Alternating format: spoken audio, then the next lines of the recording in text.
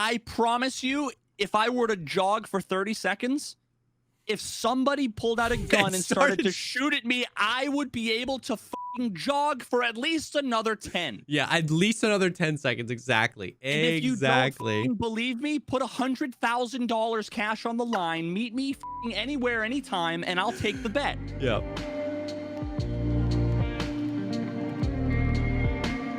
What's up, everybody? Welcome to the podcast, the show dedicated to talking about all the progress things in life, like music, content creation, and video games. I'm one of your co-hosts, Jesse Kazam. And I'm Veritas. Just a sort of a puppet avatar kind of situation. Mm-hmm. Yeah, I put the V in VTuber. Yes. Verytuber. Bro. Yes. We should have anticipated you being sick and then created a VTuber for you so you could do the podcast. Oh my god. I should have done that. I'm literally going to continue to like grab on the, for those of you watching. Oh wait, you won't even be able to see because Jesse's not going to do. I'll just download your VOD and then mask that out. No, but what I've been doing is I have the Yeah. I just have like the little lower corner of the picture. I'm just grabbed onto the handle and I'm like expanding it up and down as if I'm talking. Because for those of you that don't know, I'm sick. I'm quite sick, so I'm not on camera. I got the fun illness. The fun one. Quarantined in my basement for 5 days. The last 5 days, I've showered exactly once. So, just been trying to reduce the amount that I leave the basement for my wife's sake. Yeah, I feel you. That's rough, man. That's rough. Dude, it hit me hard, man.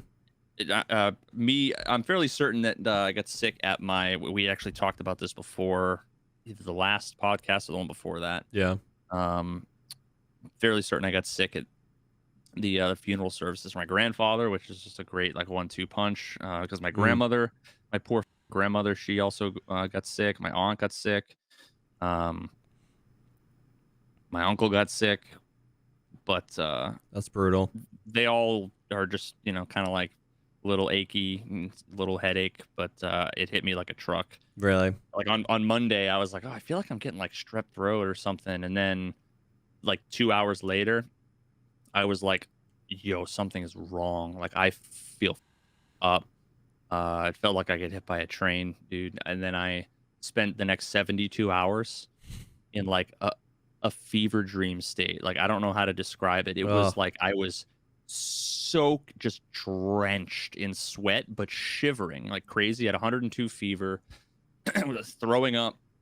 I tested because I've got like probably 20 COVID tests because I managed to go like 3 years without getting COVID. Yeah. Because I've been responsible. So I tested positive, and then yeah. So it's been pretty rough. I got hit with basically everything other than the being unable to taste and smell. Like those seem fine. Okay. Which, like, to be honest, I don't know. Like I take those over the other that I've been dealing with. I just have felt god awful. That's so rough, man. That's so rough. Yeah. So that's where I'm at. Oof. You feel like you're over the hump? Like you're starting to feel better? Yeah. That's good. Yeah, I finally kind of sort of came out of the cocoon like yesterday-ish, but was still really tired. Yeah. Just sick of being in my basement. Yeah, still dude. Got another 7 days of quarantine before I can come out here. Yeah. Dude, it'll drive you crazy. Oh, that's brutal. At least you're starting to feel at least a little bit better. That's good. Yeah. But brutal. So obviously the best thing for your mental in this situation is playing Tarkov, right? That's exactly what's, chicken soup for the soul. That's what they say Tarkov is. Yeah, chicken for my non-existent soul. Oh man, dude. Yep. I saw you playing. You've been live for 7 hours. Have you been playing Tarkov for 7 hours, or did you just swap over? Well, I did. Yes, I've been live playing Tarkov for 7 hours, but I've done 2 raids. Oh, were you doing some more science stuff? I did a bunch of science stuff. And then yeah, I did a raid. I did my first labs raid. Oh. Of the wipe, and you know, naturally, I It was very good. yeah, I died to some just fun, great engagement. Yep. And then ended up getting a little viewer ADAR kit, went on reserve, and that was the raid that you just saw. Went until literally the last like 60 seconds of the raid. And that was, dude, like, I don't know, like I just have, I mean, we've talked about this before. Yep. I just don't have any confidence in any engagement that I have in the game anymore. Yeah. And especially any confidence to do the thing you think that you should do. You know what I mean? Like, yeah. Like, I can't play in the way that I've been successful at playing. Yeah. For years. And in the rare occasions where I feel like I'm actually playing, you know, well or whatever, it just feels like the deck's completely stacked against me. Yeah. And it's really hard to not feel like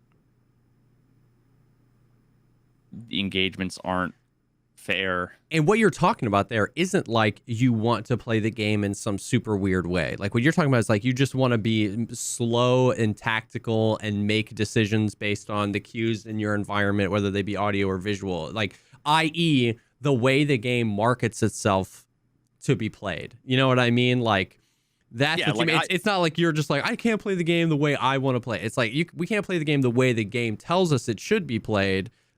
You kind of had the only way you can have some confidence is just shift W, pre-fire, swing corners. You know what I mean? Like that's the way that, I mean,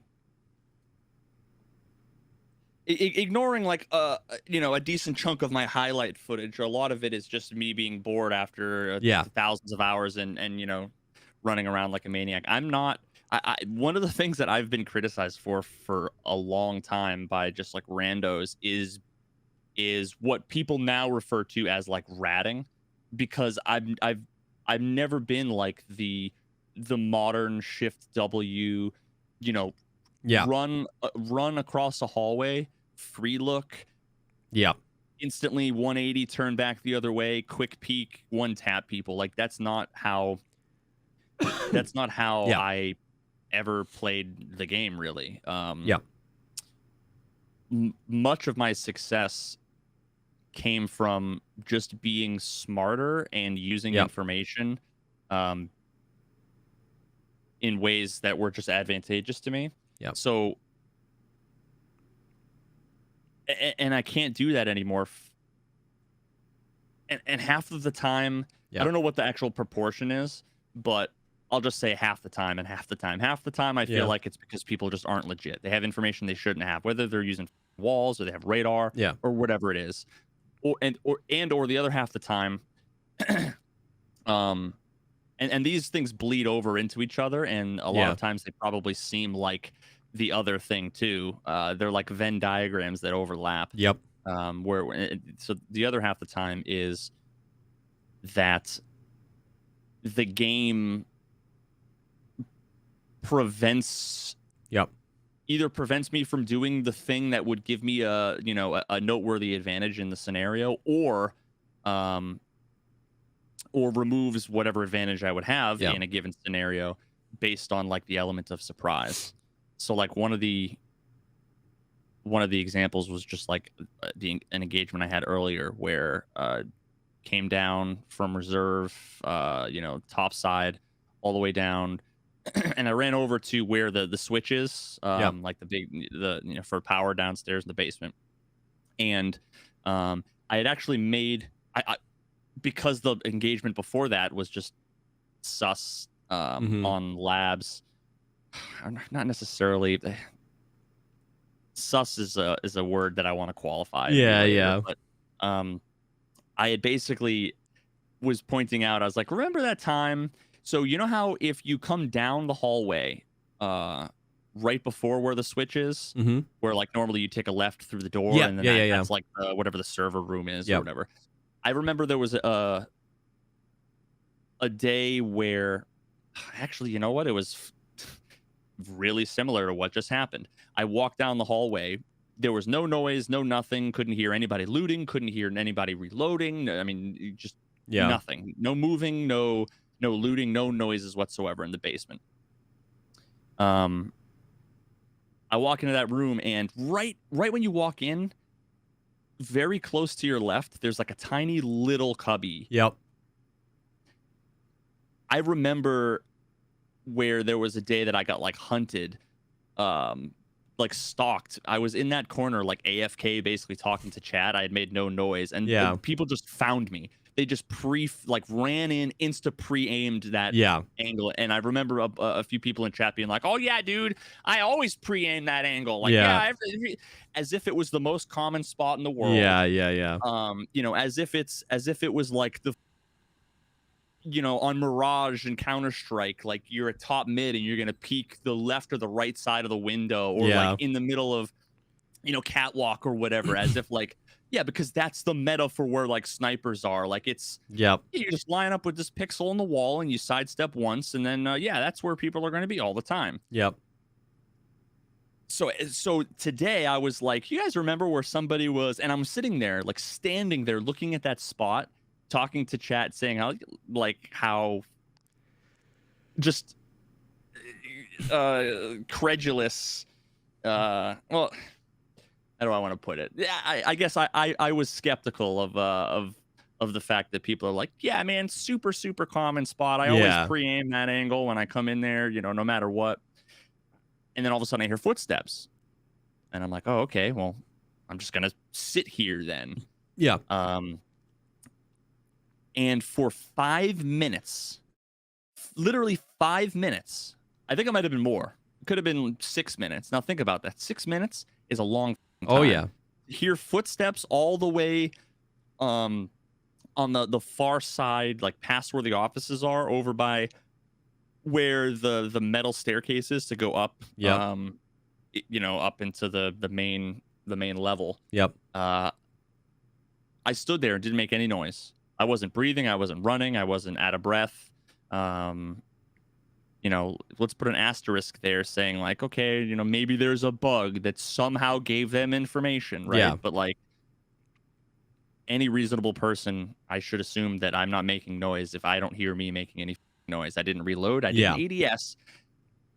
And after 5 minutes of them running around down there and like going over to all these different like doorways and whatever, all of a sudden, clink, clink, clink, a grenade down the hallway.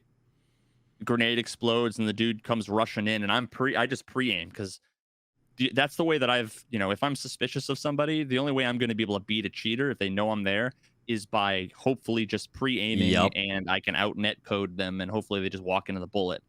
So I ended up killing, it was a duo there, and I, you know, ended up killing them both, and I was just like, what the, like, why? Yeah. You know, and of course I had someone in chat be like, yeah, I always pre-nade that. Yep. I always run around for 3 minutes and then pre-nade that, even though I don't hear anything. Yeah, I always run around for 6 minutes and then pre-nade down the hallway. It's like, you don't like, so I'm already, even though I survived, I'm just still like, what the was that engagement? Yeah. Like, why can't I have a normal engagement where if that was me, if I was playing with a duo, or like, just picture that. Picture you're just running around the corner. What do you think would be the time period between, so you run through the door like full sprint, right? Like if you don't know someone's there, you full sprint through the door, and then you see someone standing like 4 feet in and they're shooting you, and you're like, what the fuck? It's probably going to take you like a solid second plus before you're going to be like putting shots back, because you're going to be like probably mid-conversation with somebody, like, oh, you know, but they were basically firing back on me as soon as I was firing on them. It was like nearly instant. Yeah.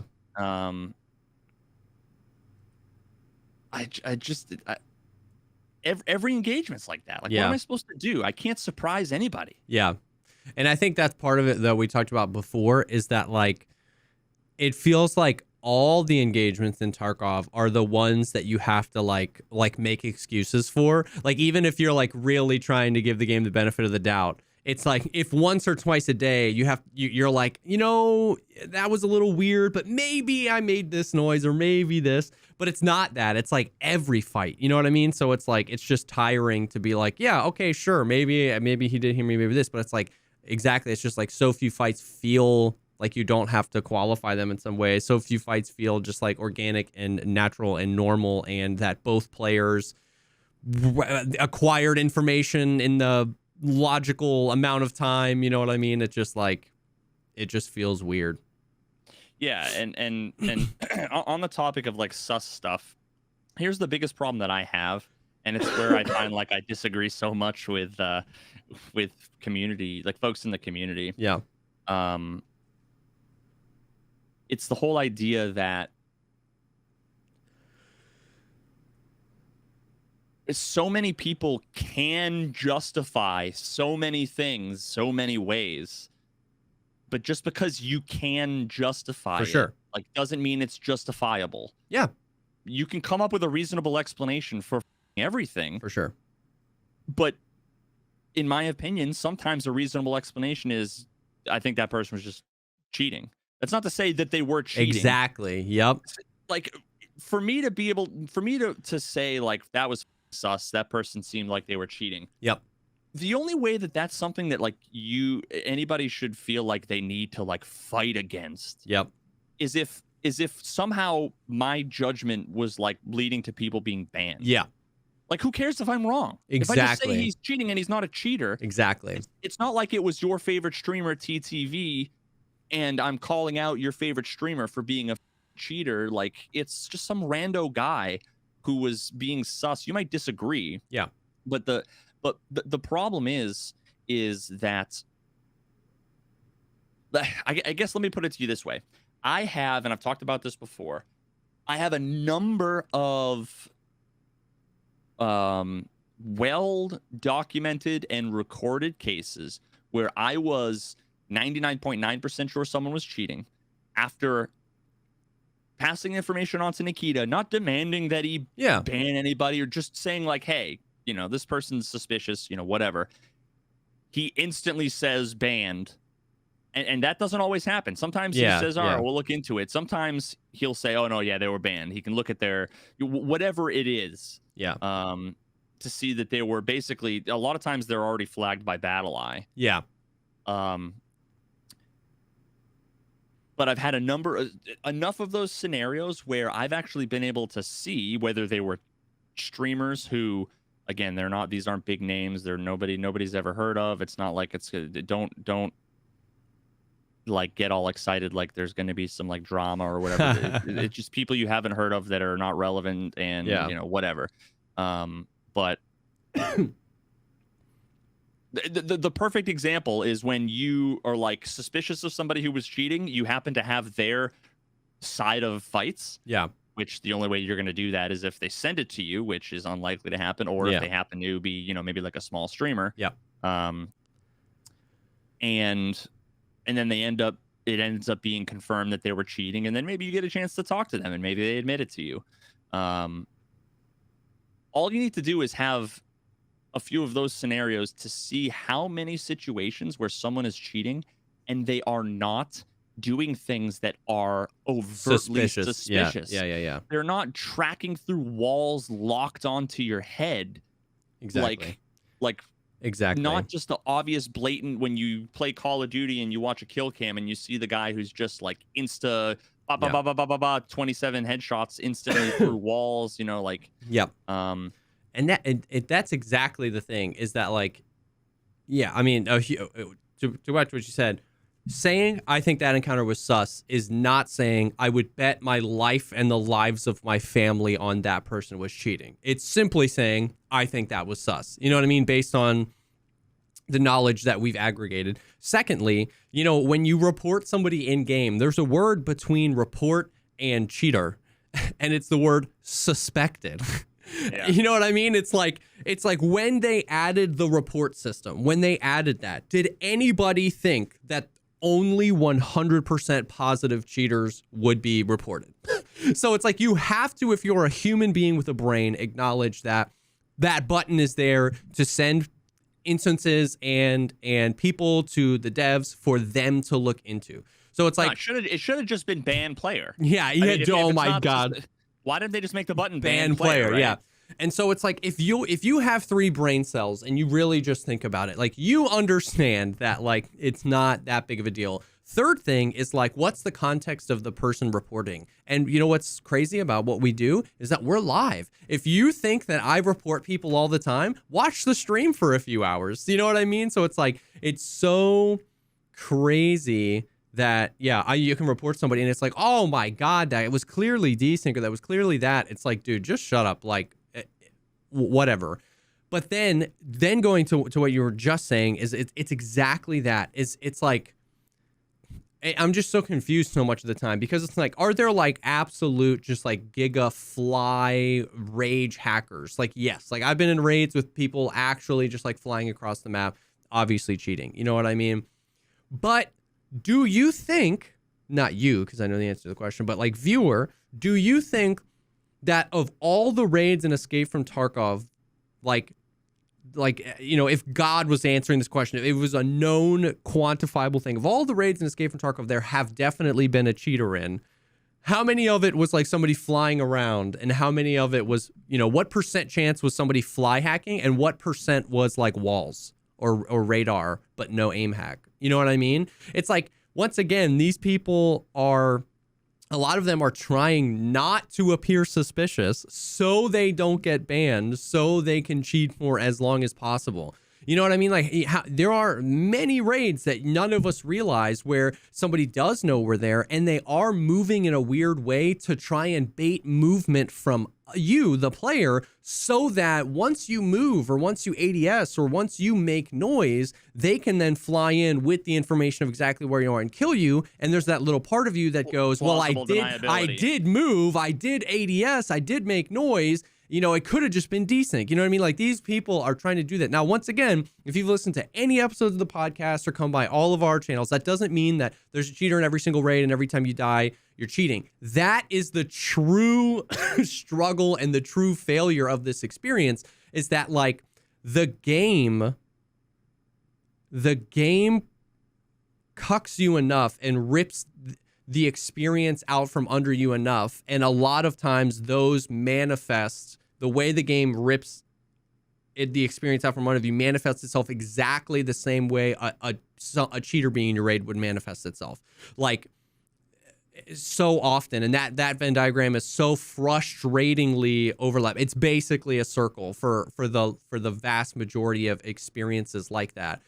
And so that doesn't mean every time there's a cheater, but it just means that, like, nobody can ever be 100% positive on most of these things. We take our own personal experiences, the amount of time we've been playing the game, our knowledge of the situation, we make our best educated guesses, and most of the time we just want to move on. You know what I mean? We just want to, like, report the dude, move on, and be like, listen, if he's not banned, but then everybody just, like, being like, well, that could have been this, it could have been this, it could have been this. Like, yeah, it could have been, but 3 raids ago when I died to, like, when it appeared to be crazy desync, that could have been a cheater, and I didn't report that. You know what I mean? So it's like, well, a lot of times people also they see a situation and they assume. And here's the thing: like, all I can do is speak for myself. I don't care what other streamers you watch. I don't care, you know, who you want to talk about. All I can do is talk about, like, my experiences. Yeah. But all too often, it's clear that the folks that, like, take issue with or disagree with, like, a situation being sus, they almost always come to the lowest common denominator, simplest, most brain dead explanation. And then they're like, clearly that wasn't it. And it's like, okay, that's not why. Like, the reason why engagements are sus are, it's almost always like a quickly Googling this word. to make sure. Not conflagration. I almost said. I don't remember what word it is. It's a let's just a combination. Okay. Of a number of different things, aspects of a scenario. Yeah. All of which add up to something that felt alien in a way that is different than the last 10,000 hours. You know, the average, the mean fight. Yeah. Of my last 10,000 hours, where it's like, I wouldn't expect somebody to be peaking that way. I wouldn't expect someone to know I was here in this situation. I wouldn't expect someone to have done the thing that they just did. And it's not.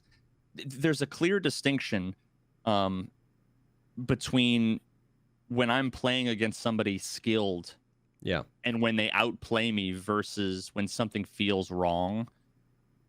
And it's really hard to articulate. And again, it's not the like, there are plenty of people that say stuff like that I think are wrong. For sure. A lot. But again, I can only speak for myself. And once again, that just informs us making a decision on if we want to report somebody. A lot of times it's not like like you said, a lot of times that doesn't mean it's like this. I would bet my life. I would bet my life savings on the fact that this guy's cheating. And we don't realize how often we do that in real life. I mean, it's like a trope, right? Like you wake up, you know what I mean, in the morning, and your wife, you know, like you normally, you never eat breakfast. You're always going to work, and your wife's like brings you breakfast in bed. You know, like, what's wrong? What'd you do? You know what I mean? You wake up and your dog always, you know, runs to the leash to go out to the walk. But the dog, you wake up, you get out of your bed, and your dog's like cowering in the corner. You go, what did you do? It's just like, well, this experience doesn't add up to the normal. Something is different. What's the reason for that thing being different? You know what I mean? Like we do that in life all the time. No, Twitch chat would go and tell you, oh, well, you just walked up to your dog and said, what did you do? And that right there is the reason why they all of a sudden they looked guilty. And it's like, well, no, you don't know. You don't know my dog. Is like. You don't know what, you're just assuming that, you know, that I didn't think of the obvious thing. Exactly. And so, we're not saying that there's no other solution. You know what I mean? There's no other thing. It's just weird. And the more experience of the time you have, you know, 5, 6, 7, 8, 9, 10,000 hours in the game, the more that you feel like you can trust that gut, being like, man, this feels like a weird situation.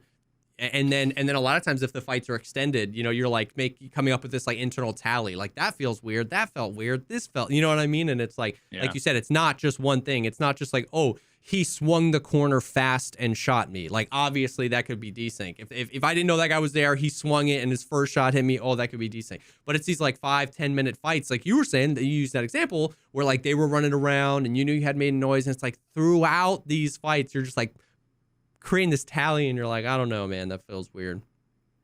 Yeah. So I mean, there's that is like one of 3 different things to me that like poisons so much of my experience these days playing Tarkov. It's just the sus encounters that make me lose confidence that like the engagement I'm about to have is going to be a fair one. Yeah. Like if you already like have that like bitterness before it's about to start, then it sucks, right? Because it's kind of like poisoned everything. For sure. Yeah. Now the second one comes from what I was bitching about at the end of the last raid because you know, I wanted to leave out through D2, and all of a sudden I hear there's like 4 guys all running around on the other side of a closed metal door, and it's like, first of all, I just took me 20 minutes, even though I have a small backpack that has like an RFB and like and like a Salewa in it, and you know, and then like a second gun on my back. I'm way overweight, I'm exhausted. You know, I just took 4.5 years just to repack my mags and fix my limbs and whatever, and then I had to limp all the way down to where D2 is, and then all of a sudden there's a 4-man team. Well, so now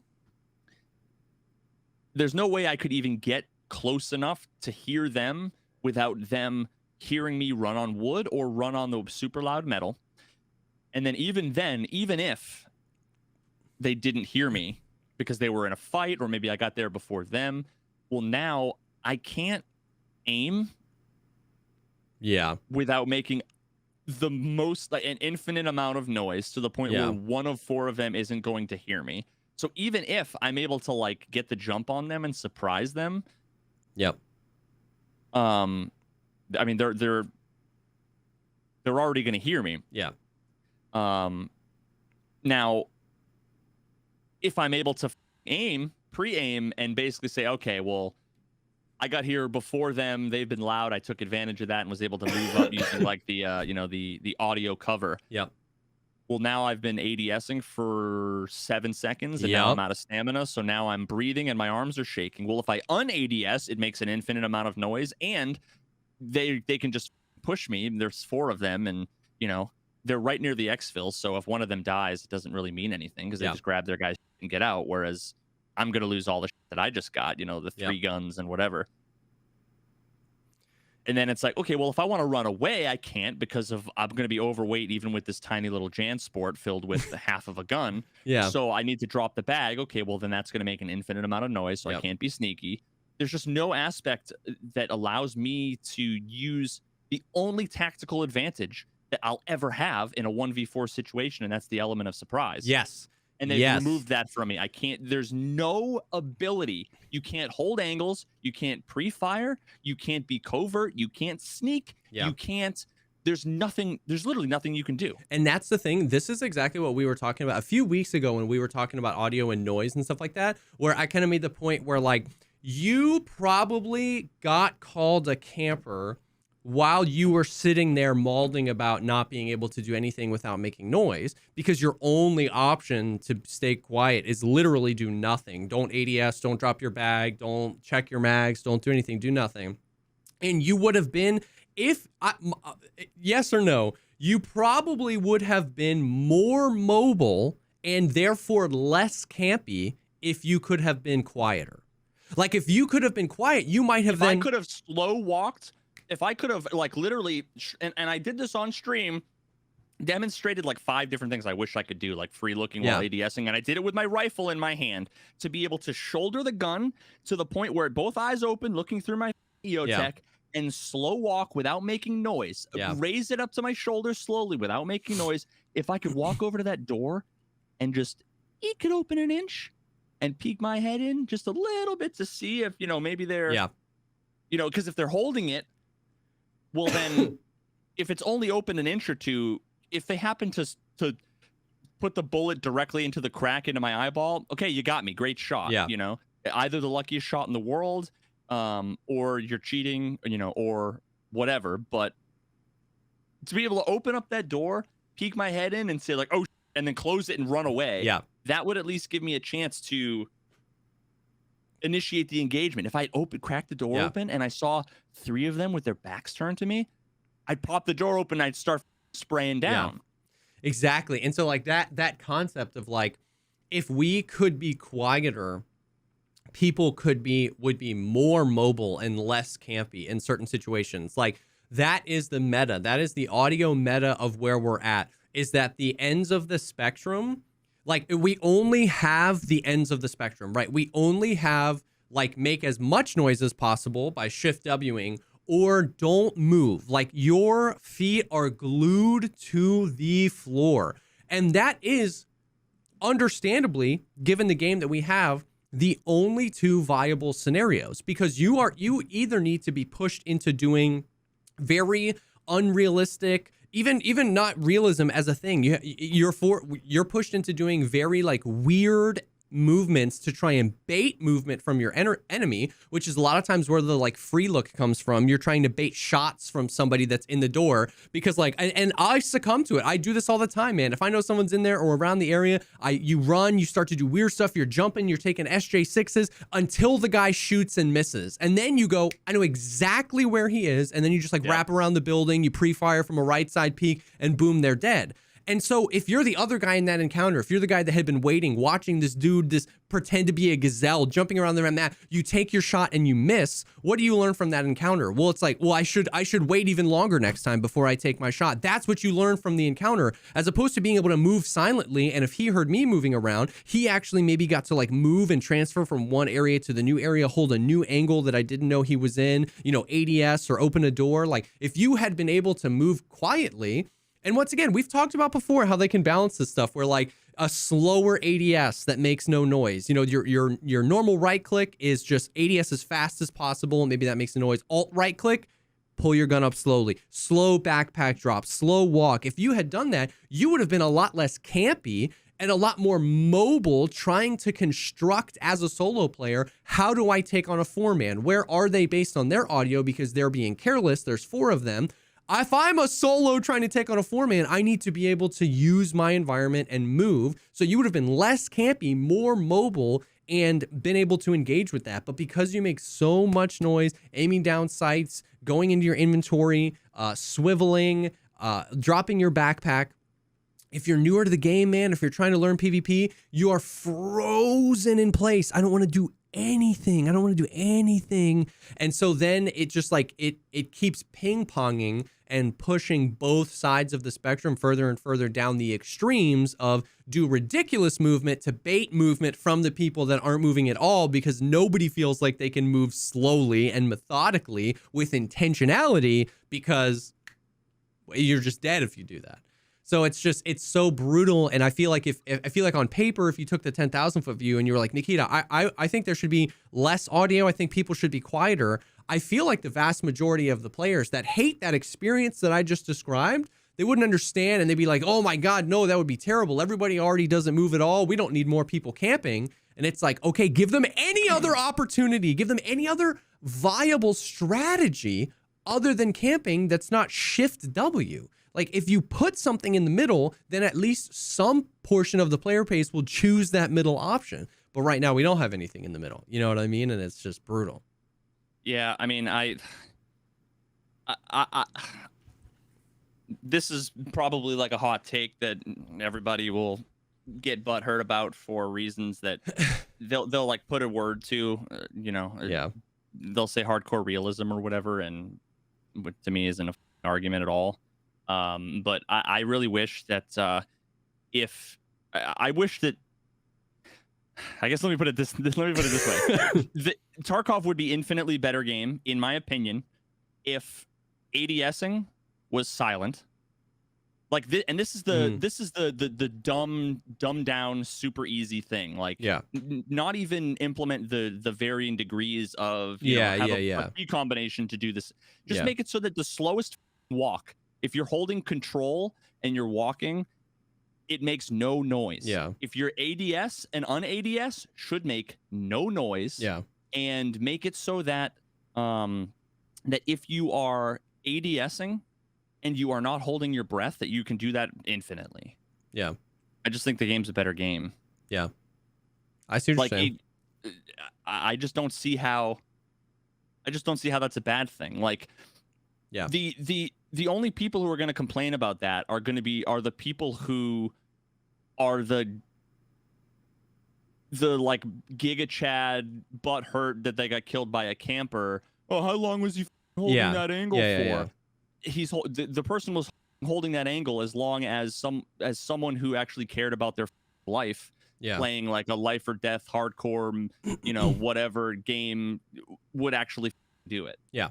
Yeah, the people that wouldn't want that are the people that just don't really want Tarkov at, you know what I mean, and the game that Tarkov wants to be. You know what I mean? They just like, and that's fine. There are other games to, to fill that hole, I guess. You know what I mean? But yeah, it's and once again, what I always go back to is like, what does the game tell us it wants to be? And when you look at a lot of the trailers, the patch trailers, the marketing and stuff like that, it's always like people like walking slowly down hallways, leaning around corners and stuff like that. It's not, Shift W, jump, dolphin diving around corners, pre-firing everything. You know what I mean? And so that, I agree. And it's one of those things where it's like I had a really good example of this the other day, and I can't remember what it was, but it's like the bias of just that's not how it is, and so changing it is bad. Like, that's not how it is now, so changing that would be bad. Like, I feel like if that's always how it was in Tarkov, people would like that, and that would be another thing people would actually put under the, like, it's a hardcore realistic game, bro. But because that's not how it is, changing it to that would be frustrating, because when you think about it, like, you can justify everything by saying it's hardcore realistic. Oh yeah, no. I'm not saying that I'm not even saying that that's what you're saying, that we should change it because it's hardcore. The point I'm making is that like just because it's not that way now is why people I feel like a lot of people would be against it, because in general, right, like that game balance is trying to make sure that if something gives you an advantage, there's also a disadvantage associated to it. That's largely like an oversimplification of balance. And there already is like a disadvantage to moving as slow as possible. It's that you're moving as slow as possible. And if somebody else sees you, you're really easy to kill. There already is a disadvantage to being aimed down sights because your FOV is shorter, your peripheral vision, your optic might be, covering something. The sensitivity of a lot of times is changed if you're aimed down sights. So it's like there already is a disadvantage to that. And that's if you're not careful or if somebody else comes across you, you're super easy to kill. So people are like, well, then that would be OP. It's like, once again, your reference point for that, which is understandable, is just what we have now. But if you just take a look at it, it still provides advantages and disadvantages. Yeah, I mean, the problem is that like everybody that disagrees with me, I already know they've already made up their mind. Yeah, they've already answered. They've already commented. With one of like half a dozen things that's been like beaten to death. One of the more common ones it is just going to be like, oh well, you try and hold a gun up for blah blah blah. Are you again, as if that's like an argument? Because look at literally every other aspect of the game that you've defended with such a thing, and you realize how overly ridiculous it is. For example, another thing that poisons all the fights is how literally less than 30 seconds into a raid, I'm out of breath. Yeah. And I'm getting shot and I can't even jog. And have a debuff, the exhaustion debuff, which is so annoying. I have like a permanently have that half broken level 4 armor, a Jan Sport with nothing in it, no helmet, some contacts, and a like newbie moderately modded ADAR. And that is so much. You try running with that. Okay. You know what? I might not be able to full sprint a marathon with that. Sure. But I promise you in real life, after jogging for 30 seconds, I promise you, give me any gun you want. Give me a Barrett 50 cal and let me put on EOD plate. I promise you, if I were to jog for 30 seconds, if somebody pulled out a gun and started to shoot at me, I would be able to jog for at least another 10. Yeah, at least another 10 seconds. Exactly. And if you don't believe me, put $100,000 cash on the line. Meet me anywhere, anytime, and I'll take the bet. The fact that my PMC can't in a video game is asinine. The fact that if you think that Veritas IRL can't is not an argument, and you have revoked your right, unplug your keyboard and put it in the microwave and step away from the computer. If you think that's an argument, that because Mike can't, jog for 10 years with a little bit of a. Oh my God!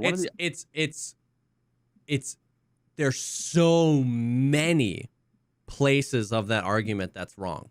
Like so many, like you were saying, like the point of media largely is the fantasy of it. It's like, I'm not playing Tarkov because I think I can do all the things I can do, right? Like the whole power fantasy is I am pretending to be a highly trained, highly skilled human being that was purpose built for this environment. So when it's like you try running, it's like, this isn't Jesse Kazam's life. This is not the power fantasy that I'm subscribing to. And then secondly, even if it was, that's a stupid argument because it's a video game. So it's like, there's so many layers of it. And you helped me create my new favorite argument against all of that kind of stuff, which is like the stamina thing where, you know what I mean? It's like, you try and, ADS with a gun that long. And it's like the whole concept of like, okay, well, do you think that you could ADS for as long as humanly possible until you couldn't do it anymore. Your arms are wilting away, and then you could just wait 30 seconds and then do it for that exact same amount of time again. You know, we were talking about that with the stamina. Like, exactly. Oh, yeah, so you're saying that fresh, I just infilled from the helicopter, I could run for exactly 0.8 miles, be a dead human being, zero hydration, I mean, just like absolutely, and all I have to do is sit in a bush for 30 seconds, then I can run that exact distance again. And I can do that in perpetuity. I can do that for forever. You know what I mean? And then all of the gripes that we have about the stamina system would show themselves if we had nothing. Like, I could go in as a hatchet runner, run out my stamina bar, have my stamina regen 17%, get shot by a scav, and have no stamina, and I'd complain. What are you going to say then? You try running with... No! 1 kilo! I've got a red rebel, and the same thing happens, right? This doesn't have to do with the amount of weight I have.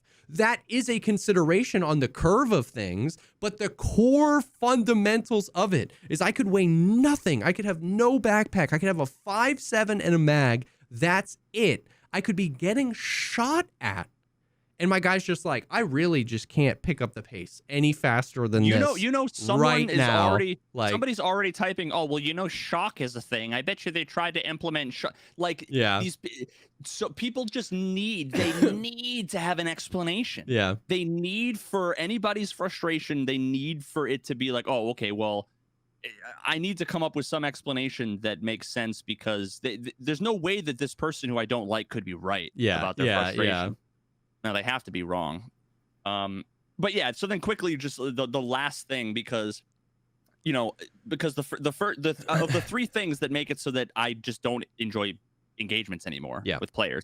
The first one is that a huge percentage of them just feel like I'm playing against people who are cheating, who have information that they shouldn't have. Yeah. A huge percentage of them, the experiences are sullied by the fact that I can't sneak, I can't be tactical, I can't be smart, I can't be clever, I can't be prepared. Yeah. I can't be... If I'm mobile, I'm punished for... If I'm like mobile, but not being like cringy mobile, I'm not jumping around like a moron. I'm just like trying to relocate between, point to point. If I retreat back to cover and then turn around and go to lean out and hold an angle because I think they might push me, every aspect of that you're just like punished for, because it's awkward with the inertia and everything. Is just super awkward. So I have no confidence in like my control over my... It's like driving a Lincoln when you have it in like comfort mode.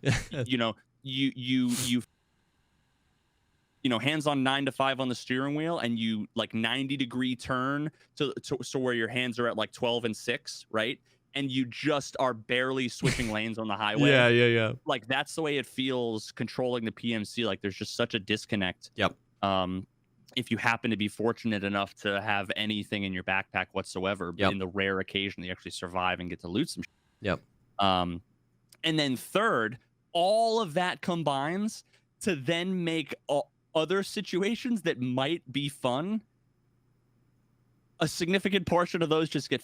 because you're in your own head so much, because you're thinking, I'm going to get cucked by the movement and this person's cheating, so you just up. So like what happened to me yesterday, or a couple days back, was I was trying to get the pistol quest done, get the 3 PMC kills, and I had gone through like 800 Glocks on factory, just dealing with just and then finally, I'm like, I get the jump on a few people that just spawned in. I'm like, okay, cool. And then I look down. I'm above them. They're like in the little underground middle section, by like where the silos are, or whatever. Yep. And I see, and I'm like, oh god, one of the guys has a fort, like the Zabralo and an Alton, and the other guy has a Zabralo and the U-latch. I was like, naturally, when I'm running a Glock with PST, it's totally stock Glock, like no light, no laser, no dot, nothing. I'm like, naturally, I'm gonna come across 2 guys with Brawlos. I'm like, great. So I run all the way around, ended up coming around kind of behind them. I sort of surprised them. I kind of popped down underneath the stage, like the metal stage area. There's the stairs. I jumped down there, and they were both there, and I ADS. And I'm like, okay, I've got PST. These guys are rocking top tier. I'm like, I'm going to have to get some bullets on, like I'm not going to one tap. It's not like I had a shrimp with the good ammo or, so I'm like, I'm going to have to lay into these dudes with some bullets. And I wasn't sure, the Alton guy was in the front or not. I knew there were two. I dropped down literally before I'm done like ADSing and like recovering from the whole like inertial landing and like your shoulders are decompressing. I pop one bullet off of the dude with the Alton's face shield, but he's not the closest one. So that I turn to look at ULACH guy, I ADS and I go, and I'm just like mouse oneing, like the macro finger as fast as I possibly can. But you know what? It wasn't the Glock. It was the USP. I had the USP 45, and it has so much recoil that every single bullet, even though if you put a dot, like if I had a monitor crosshair, it would be on between the guy's eyes. Every bullet goes over his head, over his head, over his head, over his head, over his head. So because I'm like, I have no confidence because of how unlucky I am with a pistol running into these guys. I feel like they're probably going to be cheaters and I'm probably going to get cucked by this location because even though I'm going to catch all this stuff, and then I end up just whiffing because I have to, and it's like, every engagement just has some in it that I can't stand. So then I can't not mauled at the fact that like, why does the pistol have so much recoil? It's a stock pistol. I'm shooting 45 match FMJ. Do you really need to nerf me? No, wearing no armor with a 22 pen bullet against a guy with an Alton. Do you really need my pistol to go off into the ceiling? Yeah.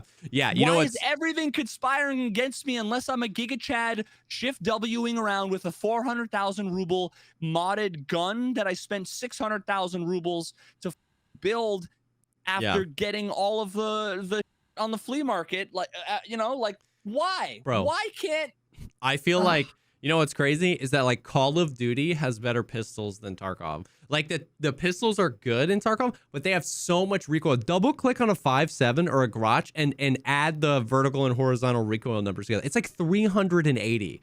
And I was playing the beta, and like with a Glock, I was like, God dang, this feels good. Once again, not that realism should play a part in it at all, but once again, the power fantasy of like highly trained, like I've seen some cool footage of people shooting Glocks really fast, really accurately. Like it's crazy how much recoil the pistols have. It is absurd. It is like inexcusable. I do not understand the rationale there, but it is like a stock light Glock has just like crazy recoil, and that's super annoying.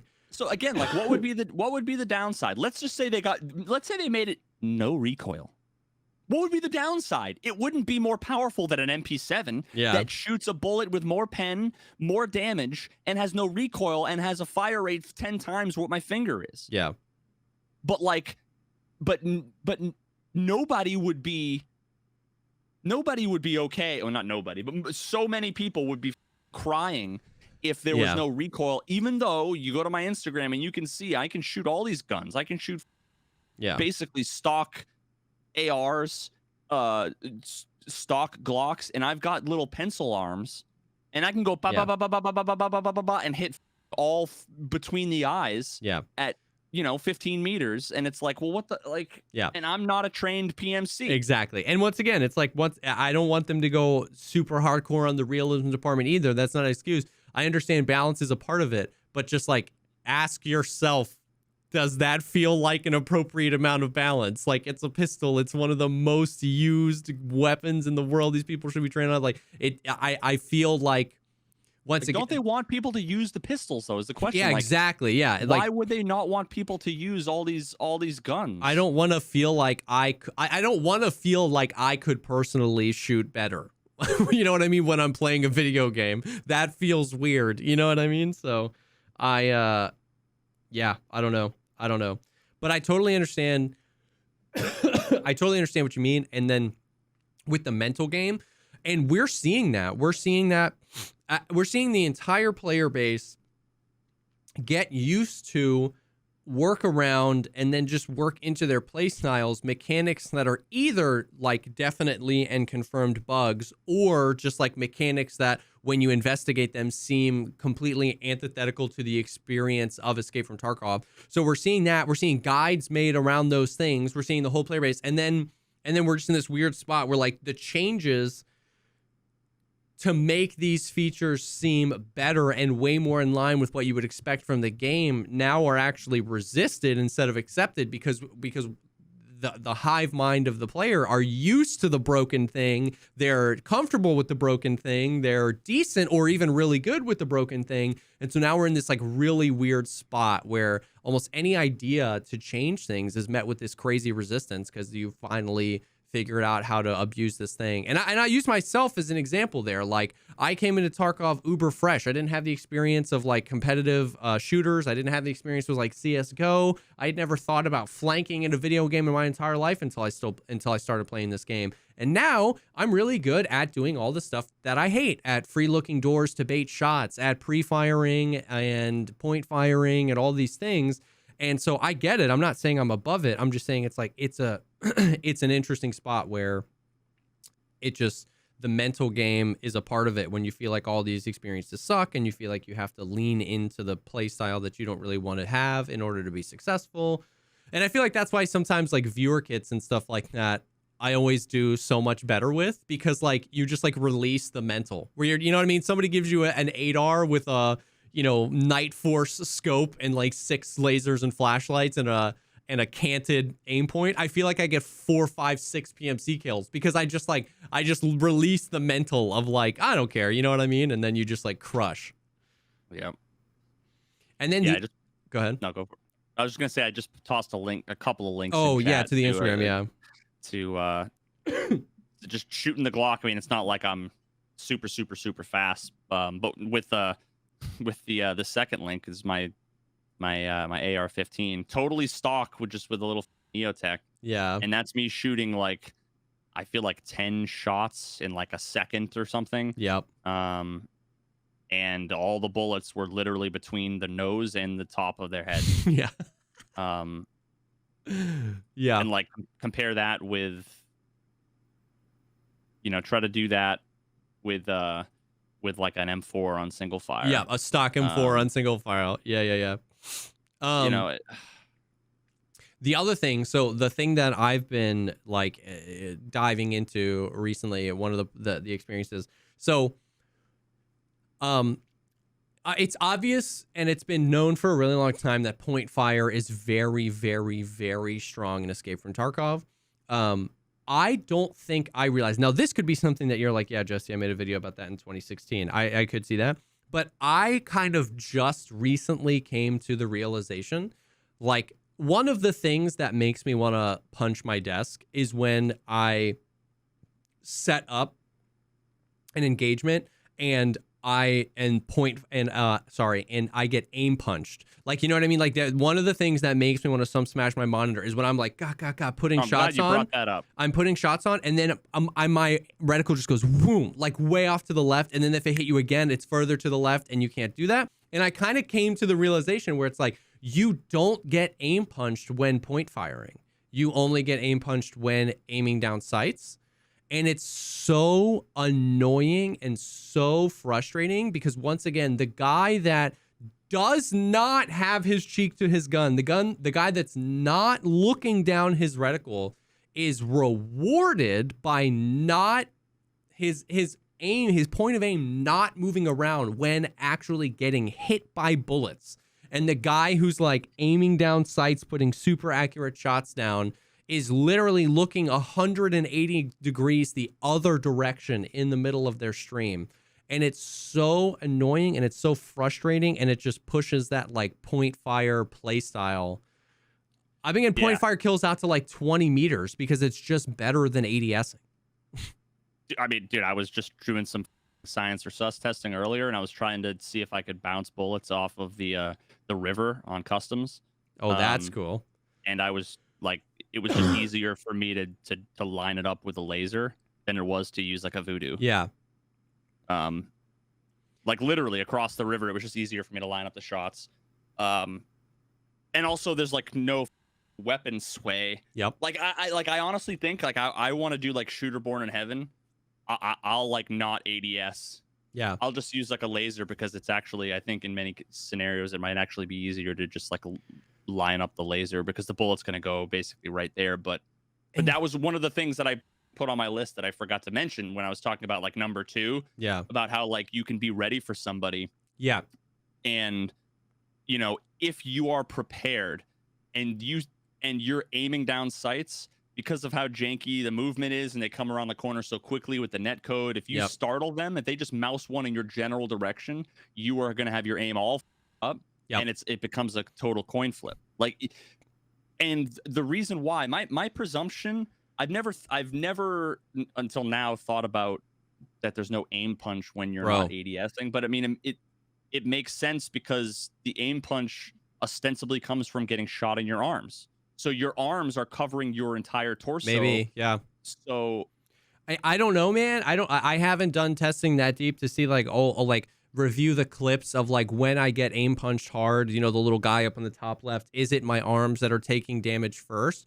All I know is that I have 2 very recent, very specific clips that I'm working on a video about where I in every sense of in every way possible, I had the advantage. I had the audio and they clearly didn't. The way where they were moving, they didn't know where I was. They knew I was there, but they didn't know where I was. Or actually, one of the situations, the guy didn't know where I was. I used an airdrop to move because I had heard him previously. I get first shots because I'm the one set up. I get first hits as well, where I have actually like, I am the first one to hit. And then they get like 3 or 4 consecutive shots on me. And the first one just launches me into outer space. And you can kind of tell by like framing it where it's like, oh yeah, they're not aiming down sights. They're just reacting and point firing. And there's one thing where on one hand, it's like, yeah, sometimes the guy, you're going to get shot. The guy's going to react and his first point fire shot is going to hit you in the head. And you're going to be like, that's super lame, but he got a good shot on me. This is where like they're getting consistent, like, hit on me. And I'm just like, oh, left, right. And that's where we're just like, I'm like so frustrated because I had every advantage. I played it the right way. I got first shots on target, and they don't have this aim punch. I don't know where their aim punch is because they're hitting 4 or 5 consecutive shots on me. And I'm just looking way out in the left field. And it's so lame. It's so frustrating. Oh my God. It makes me, dude. I know exactly what you're talking about, and that's why, again, it's why like I don't feel confident holding an angle and ambushing people because somehow either they already know I'm there, whether they should or not, whether it's because the game's designed badly, whether there's a bug, whether or not they're cheating.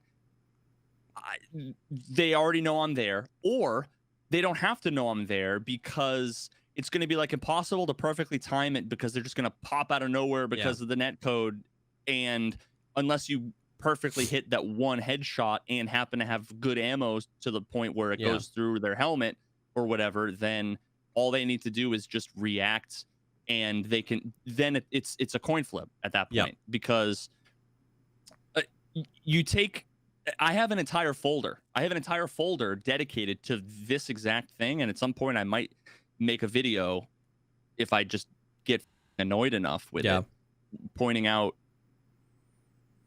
all of the things that I guess I've been talking about here, because I just have clips that are perfect examples of all of these things where I'm perfectly following somebody's head while I'm, let's say it's just slow strafing in an engagement with somebody maybe 15 meters away, but I get hit and my gun is 10 feet up and to the left, but then I have to pull my mouse down to the right to overcompensate, and then all of a sudden, as I am about to line it up again, all of a sudden I'm getting hit again, and it's getting jacked up and to the right, and then down and to the left, and it's like there's no. Here's the only way. Here's how I can describe the way that fights in Tarkov feel. Imagine you're like a 3rd grader, okay, and you are you have to. You got to go like take down like the 6th grader, right? You're out in like recess or whatever. and they're just sitting there. They've got their back turned to you. They're not paying attention. And you creep up. You're literally like within touching distance to them. They've got their back to you, and you wind up a punch. And as you're winding up a punch, they turn around, grab your hand, and slap you in the face. And you're like, oh, what the? And then you go and all you can think is to reach up and to hit them again. But before you can, they slap your hand out of the way and then slap you in the mouth. You're like, oh, what the? And then they just slap you. And it's like, they're not killing you. It's just the most obnoxious, where it's the equivalent of like holding your forehead back. Yeah. So, your little arms, you can't reach them. That's the way that fights feel, where even if you survive, you know how AIDS it is, dude, to just be like getting aim punched all over the place, where you're like, come on. I'd rather either kill me or let me shoot you. I'd rather just get one tapped than get aim punched that bad. Like, you know what I mean? I'd take it out of the game completely, but if you want to put it in the game, you got to make it consistent to whether you're ADSing or not, and turn it down by like 80%. Like, I'd rather you just one tap me. It's crazy because to watch it, it's the same thing like we talked about before, where you're like out of stamina and you get hit by sniper scav and you can't move and there's no cover for 30 feet and you have like a vector with a red dot. You're like, I can't kill sniper scav because I'm going to die before I can acquire this target with the red dot. I have no stamina. It's like, please just kill me. To watch your life slowly unfold, to watch everything that you just tried to do in this way slowly and painfully and obnoxiously come to an end. And that's where it feels like, where it's like, I set up, I'm holding the angle, I'm ADS, I get first shots on, and to just like see this like 2 seconds of time where like you just keep getting launched to the left, so you pull to the right, but then you're launched to the right, and now you were moving to the right. So when you got aim punched to the right, now you're like looking at a 90-degree angle, you're trying to pull it back, and then you die. And it's like, just one tap me, just end it. Like, it's unreal. It's so frustrating. It's so weird. So I don't know. Yeah, man. I'm pulling up I'm pulling up a little clip just to give you an example of the kinds of that I'm talking about, because this is just one of the few clips. Yeah. I come up the stairs on interchange and I see the big purple Barney backpack. Yeah. Right. Yep. And I'm like, oh, okay, clearly he knows I'm there. Yeah. And this is me trying. I mean, like, at this point, there's no sneaking, right? Yeah, he knows. But it's like, he knows, I know, but I'm going to move up and try to hold one of the sides. I got my flashlight on. I turn the corner. I'm already pre-aiming. But now look, right? Like, just. Yeah. Like, what is that? Like, the EOTech is all crooked. Yeah. Yeah. So I can't even aim for 1, 2, 3, 4, 5, 6. So it takes 6 bullets for my gun to actually to where I can actually see the reticle inside of the EOTech. And then at that point, I'm already aim punched. Yeah. And my arm's broken. Like, look, my arm is broken. I'm aim punched. My arm's blacked out. And so my vision is blurry. And now my aim is getting pushed all over the place. So even though he miscalculated where I was, right? Yep. He literally went the wrong way, and I came out on his flank. Yeah. Well, I've been shot again. Blurry aim punch. Now the recoil plus the aim punch I'm missing. I get shot again. Blur aim punch plus the muzzle flash. I can't see anything. It's blurry. I'm aim punched. I can't see anything. Oh, I get aim punched again. It's blurry. Now my chest is bleeding. My arm is broken. Aim punch, blurry. Oh, look at that. Then 2 more bullets. Look how much you see how I have to snap. That's me fighting the recoil to try to get back on target. By the time I finally do and it gets unblurred, oh, I'm dead. Yep. And the thing is, like, how many of my engagements have to go like that? And once again, the thing is, even if you watched a clip like that and defended it and you were like, you know what, maybe that is how it should be, at bare minimum, which I think is, I don't think our engagement should be that way. At bare minimum, you have to acknowledge that, like, it should be consistent. Like, but it's not. When you get shot, when you're point firing, you're not getting aim punched like that. It's so frustrating. Now, now in this example, You hit him in the head like 8 times. Punched, but instantly I get my legs blacked and I'm limping. Yeah. So it's like, at no point in any of these fights, I hit multiple headshots on the guy. Yeah. And I'm punished by a dude exit camping because he managed to hit me in the legs so that I'm limping, so I can't hit any of my shots. Yeah. Yeah, so it's super frustrating, and the experience is super inconsistent. If you point fire, you don't get aim punch like that, and the blurry vision and all that kind of stuff. Like, you get hit, and then the consequences of you getting hit, like in that other clip, it was like your leg got black, so as you were limping, your aim was going all over the place, but you don't get aim punch, you don't get the blurry vision, and it's just like such an inconsistent experience, and it's such a frustrating experience. Yeah, like, I mean, just I just don't know, man. Yeah. Like, every fight ends like this, and I can't.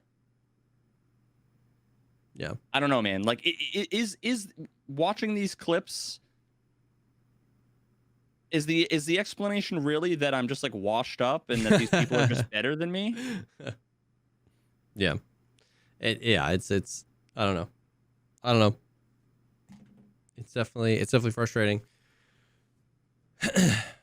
and then once again, the advice becomes like, my advice for people in close quarters battles is now like to point fire. It's not really ever to aim down sights. Like, it's just better. You're just gonna win. You're gonna win more fights. And see, here's the problem, though. The problem is that Tarkov. Maybe I'm punished for the fact that I've been playing the game for so long, because at one point, for the longest time, point firing was the meta because it was just so accurate. So with a laser, you just point fire, like it was. It was just so easy to do. Then they nerfed the out of it. Remember that there was a period of time where they nerfed it, so it was so inaccurate. Yeah, it was so inaccurate. So then it was like, okay, cool. Well, now I have to retrain myself to not try to point fire anymore. Yep. And then all of a sudden, at some point, it just became either not dog or less dog than ADSing. Yep. I don't know when that was, but so now it's like I need to untrain. I constantly need to train and untrain habits. And exactly, you're exactly right. And you want to know why? It's because part of that was the change they did to recoil. Remember, like I don't remember what patch was, 12.5, 12.7, 12.9, where they did that big change to recoil, and that was where like the Vector became like the worst gun. Like the Vector and the MPX are like terrible, and the HK was terrible, and the M4 is not as the lasers as it used to be. So then the meta became the slower fire rate guns like the Mutant and now the RD704. When that change to recoil happened, because recoil across the board got worse, even if they hadn't messed with point fire is now a better and more viable option because recoil is just worse, especially when you're aiming down sights close quarters. So it's like, it's this whole freaking complicated web and ebb and flow, but it is definitely super good right now. And once again, going back to some of the things we said earlier, if they made point fire like, I kind of don't mind. A lot of people have a problem with the fact that if you use a laser, it reduces your spread. I don't mind that. I just think the base spread of point fire should be like twice as big of a spread, and then the laser should reduce it by like 10%. And if by doing that and then getting rid of aim punch, now once again, we're at a point where there's a pro and con to both. If you're point firing, you can react quicker. If you've got a laser, you might even be able to acquire your target quicker, but the spread on your gun is going to be a little bit wider. So you're rolling that dice. If you're aimed down sights, your FOV goes in, maybe your optic is covering some of your peripheral vision, but you have the ability to be a little bit more accurate and the most consistent with your shot groupings. That to me feels like an appropriate give and take there. But the fact that right now a point fire spread is as accurate or more accurate with a laser than aiming down sights, and you don't get the negatives of getting aim punched or blurry vision, it's just such an egregiously unbalanced thing. And so you can, with an MP7, I'm getting kills 20 meters away point firing. with a submachine gun. What would your freaking, while getting shot at, what would your spread be with an MP7 and a 40-round mag at 20 meters while you're side strafing? It would be all over the place, you know what I mean? But it's pinpoint accurate.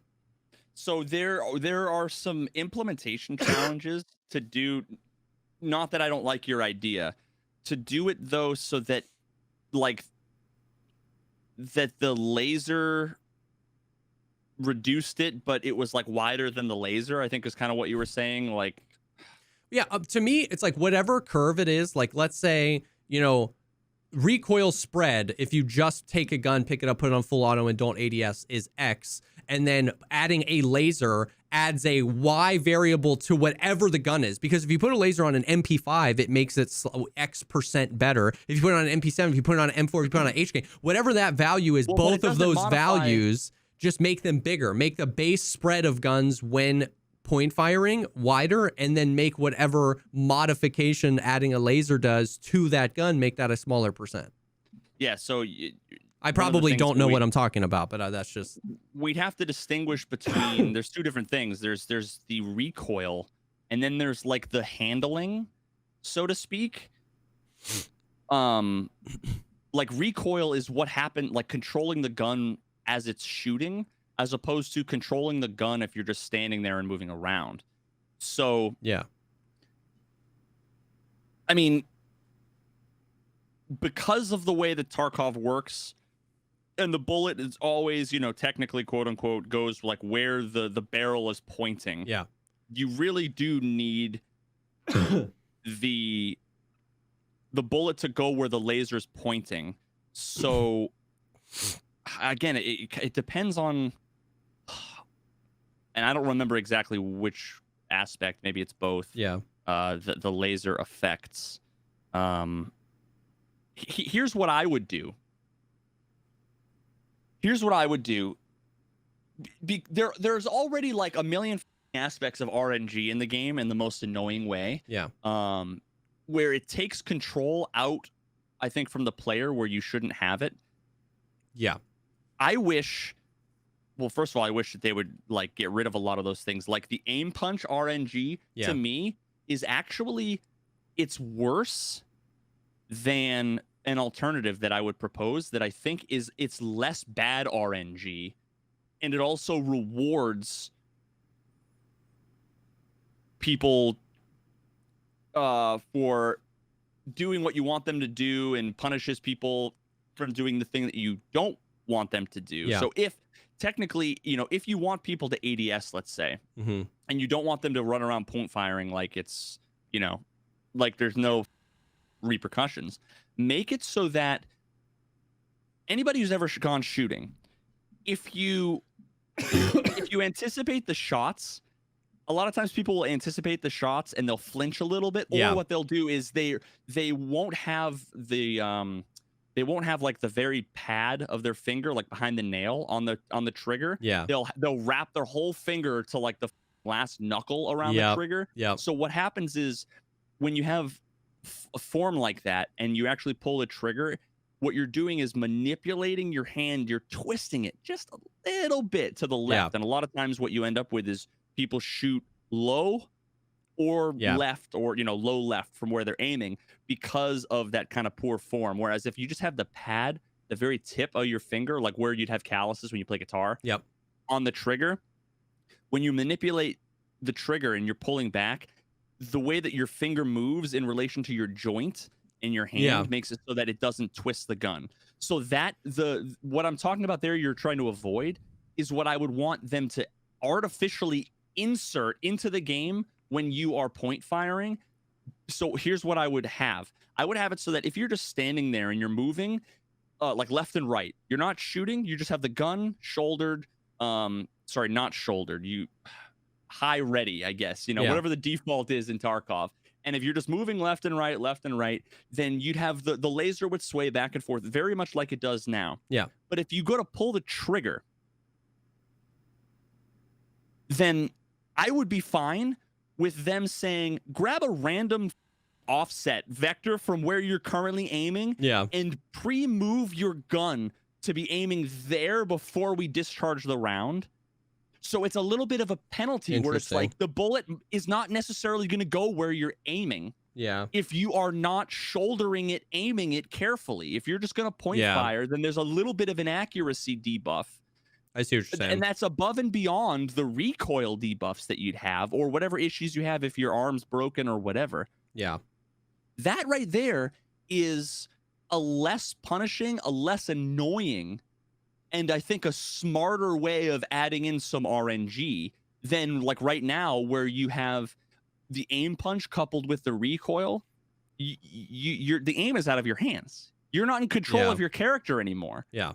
Sometimes it just recoils up, snaps, and you hit him in the head, and it was like, oh, yeah, and you don't feel like you did that. Yeah. Well, I'm a god, I guess, right? Like you look amazing, but it wasn't you who did that. I don't want that. So if they want to like promote a certain play style or punish another play style, they can do something like that. Because you don't have the control where your cheek is in the cheek well, it's shouldered on the stock. You've got it pulled back against your body. You're bracing yourself. You've got your hand on the foregrip. Like you aren't in full control of the gun. Yeah. You're not totally out of control of the gun. But again, that's just an idea, a way to, nerf it in a way that isn't complete. But there's a distinction between that and making the recoil twice as much. Because what I'm talking about is actually pre-recoil. Yeah. Because think about it, the recoil doesn't affect anything if let's say you're using an 8R or an M1. The recoil's irrelevant. Yeah. When the first shot is the one that could potentially be the one that just one-taps somebody. Yeah. But if you want to punish it, well, then make it so that it affects before the first shot, not after the first shot. So, like, does that make sense? Yeah. Like, I totally was tracking with you that whole time on, like, the distinction between just arbitrarily increasing the recoil of a gun versus adding something else. But I was like, why? It doesn't matter that why add another thing. But I get what you're saying. Like, even if they could quadruple the recoil when point firing, but if you've got an M1A and a laser, that first bullet could still kill the guy, and that quadrupled recoil wouldn't have made any difference because you've got an M1A with a laser and you just M61 somebody in the head. So and now I totally see how that like kind of is a more complete picture of nerfing point fire, because you would almost have to rely on spraying and trying to manage that micro, additional anticipation recoil. It was trivial for me earlier doing the testing. I was one tapping every shot I did, every point fire I hit across the river. I was hitting. I was in there with 10 PMCs doing testing, and I was just point fire, tap, hitting them, tap, hitting them, 80 meters away, 90 meters away.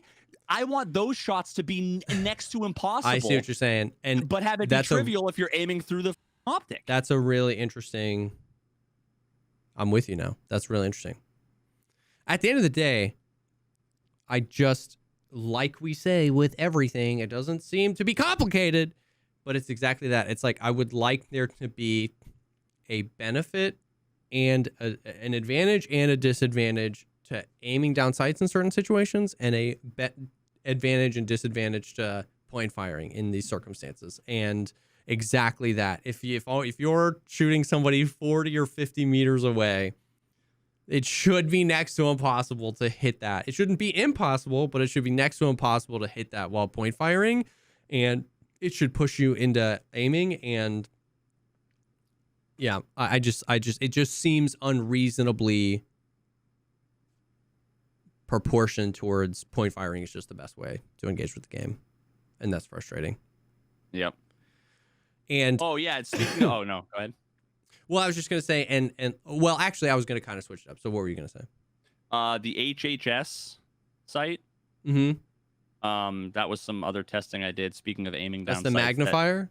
Yeah, it's totally busted. Yeah, It has like twice as much recoil. Not even when you're aiming. Even if you're point firing. Like really, it just like messes with your gun. I don't know why. Which is it's not ergonomics either, because I was going back and forth between a few different holographics. One of the EOTechs, just like the EXPS3, just a tan little holographic one. That's like one of my favorites. That one has -2 ergo. The HHS has -3. And then I was using another one of the hollows that is -3.5. Yeah. And yeah, with the it's really hard to tell. Like, you can't do a side-by-side comparison when you're using like the magnified version of it, Yeah. right? Because but if you just use the unmagnified version, just the holographic, which is basically the EXPS3 holographic sight, like, it's the outer housing of it is basically identical. Yeah. Yeah, it's like 3 times as much recoil. It's so sad because I was so hyped for that optic. I really, really wanted, like, my favorite way to play is with a red dot. I've always preferred that. LPVO is definitely meta right now. But I was like, man, this is a sick thing. And they do this. It happens all the time in real life where you can even add different attachments onto different optics, the little snap-on magnifiers. And I was so excited, and it's just like so bad. It's so bad. Yeah, and it's not Ghost Freak is in here, and he just mentioned that there's more recoil for zoom sights. It's the HHS or whatever from my testing is infinitely more broken than all of the others. Yeah, like it at 1x, it has twice as much recoil as any of the other ones at 1x.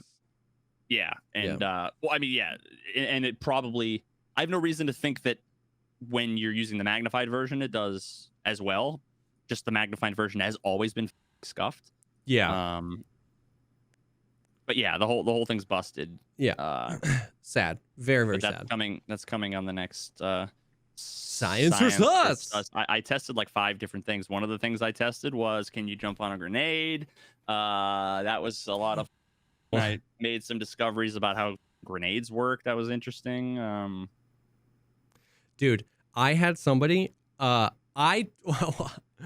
had somebody that I think I had heard of this before, but I'd never seen it. I have heard of people with hacks where they get ricochets off people. And either this guy was going for the clip of his life, he had his headphones on backwards, or he was cheating. I had a guy try and kill me with a ricochet. And I was like, I wonder if Veritas could do some science or sus. We were I was on Shoreline. We were on the 2nd floor of the resort, and we were both in different rooms on the same side of the hallway. Okay?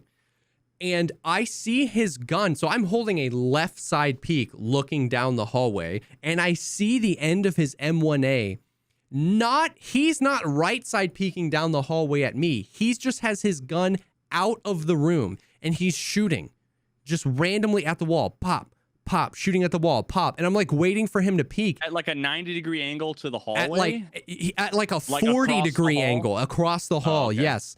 Pop, pop. And I'm like, what's happening? I'm waiting for him to peek. And it finally hits. Boom. He gets a ricochet, and it lands. I mean, it crosses my nose. It almost hits me in the face. Perfect height and everything. And I like rip into the room. I'm like, what the hell? And then there are definitely 100% ricochet cheats.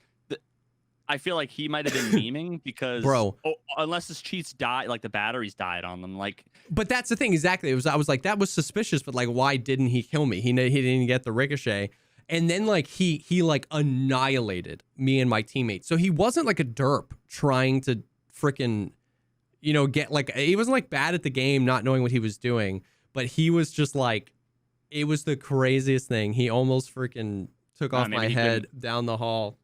Maybe he was cheating and he just couldn't figure out how to use it. I don't know, but I have no idea. And I didn't even know afterwards, but I was like, that dude was trying like really hard to get a ricochet kill on me. It was crazy. I've seen clips where like a cheater is like running and they'll do the whole like, you know how if you run and you just like shift, boost, jump, like your gun is pointed like low left in the screen. Like I've seen people get like a ricochet kill off of like a wall 100 meters in front of them, hitting a PMC like 120 meters to their like front left when their gun was like pointed at the ground. I've seen like it was 4 weird, bro. ricochet. I've seen all kinds of shit like that. It was freaking weird. Yep. Yeah. So I don't know, man. I don't. Oh yeah, another one of the things I tested. I'll probably at some point in the next week have a video because I got nothing else to do while I'm sitting here quarantined in the basement. try to put the video together maybe tomorrow. I tested Igolnik headshots and to see how far before it doesn't one tap. Oh, okay. If you had to guess, well, I'm not going to say, although someone in chat's probably going to spoil it, but if you had to guess. Before Golnick doesn't one tap to the head? I mean, like, if I were to give a real guess, unbiased, based on the fact that I know you did science on it, and it's probably less than I thought, I would still put it out to, like, 90 meters, like, a 70 to 90 meters before it wouldn't one tap. Interesting guess. Okay. It's going to be, like, 8 meters. Yeah, well, you'll have to watch my okay. Tune in tomorrow on Veritas' YouTube channel. Yeah. Yeah, man.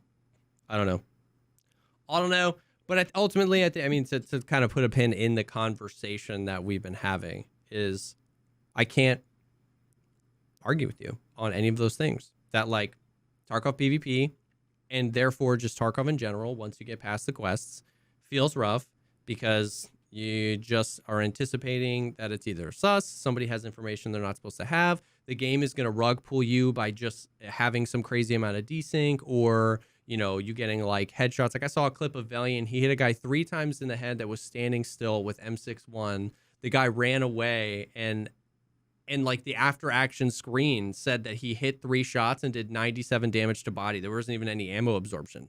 And the guy didn't die. So, like, the game is going to rug pull you somehow. You can't be covert or play slow because you make so much noise. You can't really hold angles.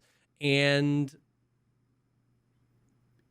point fire is just the best. And if you aim down sights, you're going to be punished for it. So it's like, it's hard, man. It's hard. I know I get these people who are very confused at my existence because I have been having a ton of fun playing Tarkov these past few days, man. Like, the PvP has been insane. A light switch flipped, and customs has been non-stop action. I went, like, on one life, I got, like, 14 or 18 PMC kills. I don't think I ADS'd for a single one of them on a customs, just on customs, running custom 5, 6, 7 raids with an MP7. I was just like, I shouldn't have even had a red dot on it. It was just like, the raids have been fun. They've been crazy. But, like, it's fun in spite of those things. It's like I die to desync all the time, or I get these weird encounters, and it's just like, it's just a part of it. So people get so weirded out because they're like, I thought you hate this game. And it's like, no, I'm having fun, but almost every single fight feels weird in some way, shape, or form. And that makes me sad when I think about it and when I talk about it. But so, yeah, you know what? I don't know. You know what? We need Jesse to do a hardcore stream. And you know what that would entail? That would entail you just play solo for a day. No. And then no. see how much fun you have. I can't. No, dude, but we talk about this all the time. You don't have fun playing Tarkov. You have fun hanging with the homies. I do, dude. But that's the thing, is that I'm and there's nothing wrong with that. I'm open about that. Like, that's the thing, is that exactly. People come in all the time and they're like, man, like, you know how many times I answer this very specific chat message? Dude, how do you stay motivated? How do you have fun playing this game? I just, like, am so burnt out and so frustrated. I just get one tapped every single time. And I'm like, do you play with friends? And they're like, no, I play solo. It's like, dude, listen, I get it, man. Like, I just can't do it. I can't engage with the game that way. And you're absolutely right. It helps me have so much more fun. And like I said, in the fairness of the game, the PvP has been super fun, but it's not fun because it feels the way it should be. It's fun just in spite of all these things. Like, the amount of times that I just, like, had crazy desync and I was like, well, I guess, you know, that's the end of that 8 raid run. I was going on a run. I was doing really good. Crazy desync. Or that felt sus. We'll just report and move on. You know what I mean? Like, it's definitely in spite of those things for sure. But solo. I said this the other day. Solo is the new hardcore, and hardcore is just for people that enjoy pain. Like, solo is the hardcore challenge of Escape from Tarkov right now. It's just, honestly, brutal. Hardcore is the easy road for streamers who want to play solo. You want to know why? Because them not having any money or gear, at least they can blame it on hardcore and not not the fact that the game is dog. Yeah. You know, it's like it's yeah, I don't know. Like, yeah, I hate that. Here's the thing: is that like I get bored when I'm not doing like combat. Combat is the only thing that's ever fun, and it's rarely fun. Yeah. And the alternative is, I actually asked chat earlier, and I didn't even expound. I didn't even get to explain why. I just asked, and it just made my heart sink, and I just moved on and didn't say anything. But I was like, I right clicked my backpack, and then I was like, chat, what's 8,000 times 30? And they were like, you know, what was it? 240,000, I think it was. 8,000 times 30. Yeah, 240,000. And I was like, oh, okay. Because I looked at the backpack, looked at the size of the backpack was 30, and thought like, you know, the cheapest like bolts or screws or whatever you can vendor for like 8K or, you know, or whatever. And it's like, oh, if you just go into a raid, fill up a backpack, just like an average size backpack, with the first 30 single slot garbage items you can. Oh, bolts. Oh, screws. Oh, the Veritas guitar pick. Water bottle. Whatever. Yeah, and you get out, you just have made 250,000 rubles. Yeah. And it's like, and then you think about, I go in a raid and I actually like shoot off the bullets that I paid 800 rubles a round for. Yeah. And I, after having spent a bunch of money on guns, and then, you know, I got insurance on some in the off chance I get killed by some in the bush, and I can actually get my stuff back. And, you know, but the chances of me surviving is 20%. So it's like me actually playing the game, if I'm being slow, tactical, and trying to engage in some like tactical, slow combat, it's impossible, and you're going to make no money. And then, you know, it's just, and then all you end up with is people going, where's all your money? What, did you reset your account? You know, or whatever. And it's like, man, at least if I was playing hardcore, I could, that could just be my it's answer. hardcore. Yeah, that could just be my answer. I play with a Vepr and make money. Oh, damn, explode. And then I got someone in chat telling me, oh, they play with a Vepr and make money. Oh, well, no, well, wow, I hadn't considered playing with a Vepr to make money. Yep. I'm sure that otherwise you play exactly like I do. Yep. But you must just be like a god legend at the game, and you outshoot everybody, and you know you don't have to worry about RNGesus, and you just walk out of there with top tier level 6 everything and 995 rounds from all the Giga Chads you kill. You should put hardcore in your stream title from now on, and then like exclamation point hardcore is like the rules, and the hardcore rule set for Tarkov is just like, for Veritas, is just like play Tarkov without some smashing my monitor. That's it. If I can accomplish that, I have done the hardcore run. Yeah, exactly. Hardcore Tarkov is not being a loot goblin, actually like enjoying PvP and trying to play the game, you know, semi-intention, you know, as its designers intended, while not being a loot goblin and playing solo. Yeah, that's the ultimate hardcore experience. Yep. And the best part is that whenever I actually like finally take the time to sell the junk that I actually have managed to get out that I can't be bothered selling because I don't want to play like the flea market mini game all day long, and I finally get like 1,000,000 rubles, that's when like more people are more likely to say, where'd your money go? It's like, what do you mean? This is if you have like 2 million, people are like, why are you poor? But if you have like 120,000, they just assume there's like a good reason and don't ask. Oh, is this your challenge account? My that's so account. funny. That's so funny. Well, yeah. Tarkov. I do want to real quick. I mean, we've already been going an hour 40, but like we were DMing a little bit on the Call of Duty beta, And how much have you played it? Enough that I need to get my money back. Did you? Oh. That's funny. There's literally one thing about the game that I think is like one of the coolest, most revolutionary things. Everything else. So here's the thing. It's a great game. It's Call of Duty. Blah blah blah. Whatever. It's fine. Great. Yeah. If you like it, you like it. Yeah, and if you don't, that's fine. I'm just interested. I got like sold on it being like a Modern Warfare 2 remake. Yeah. When it's literally Modern Warfare 2 in name only. Like, yeah, no, it's not the same guns. It's not the same locations. Not the same game modes. It's not the same maps. It's not. So it's like I was already like, oh, I don't. Yeah. I'm already disappointed. Yeah. Yeah.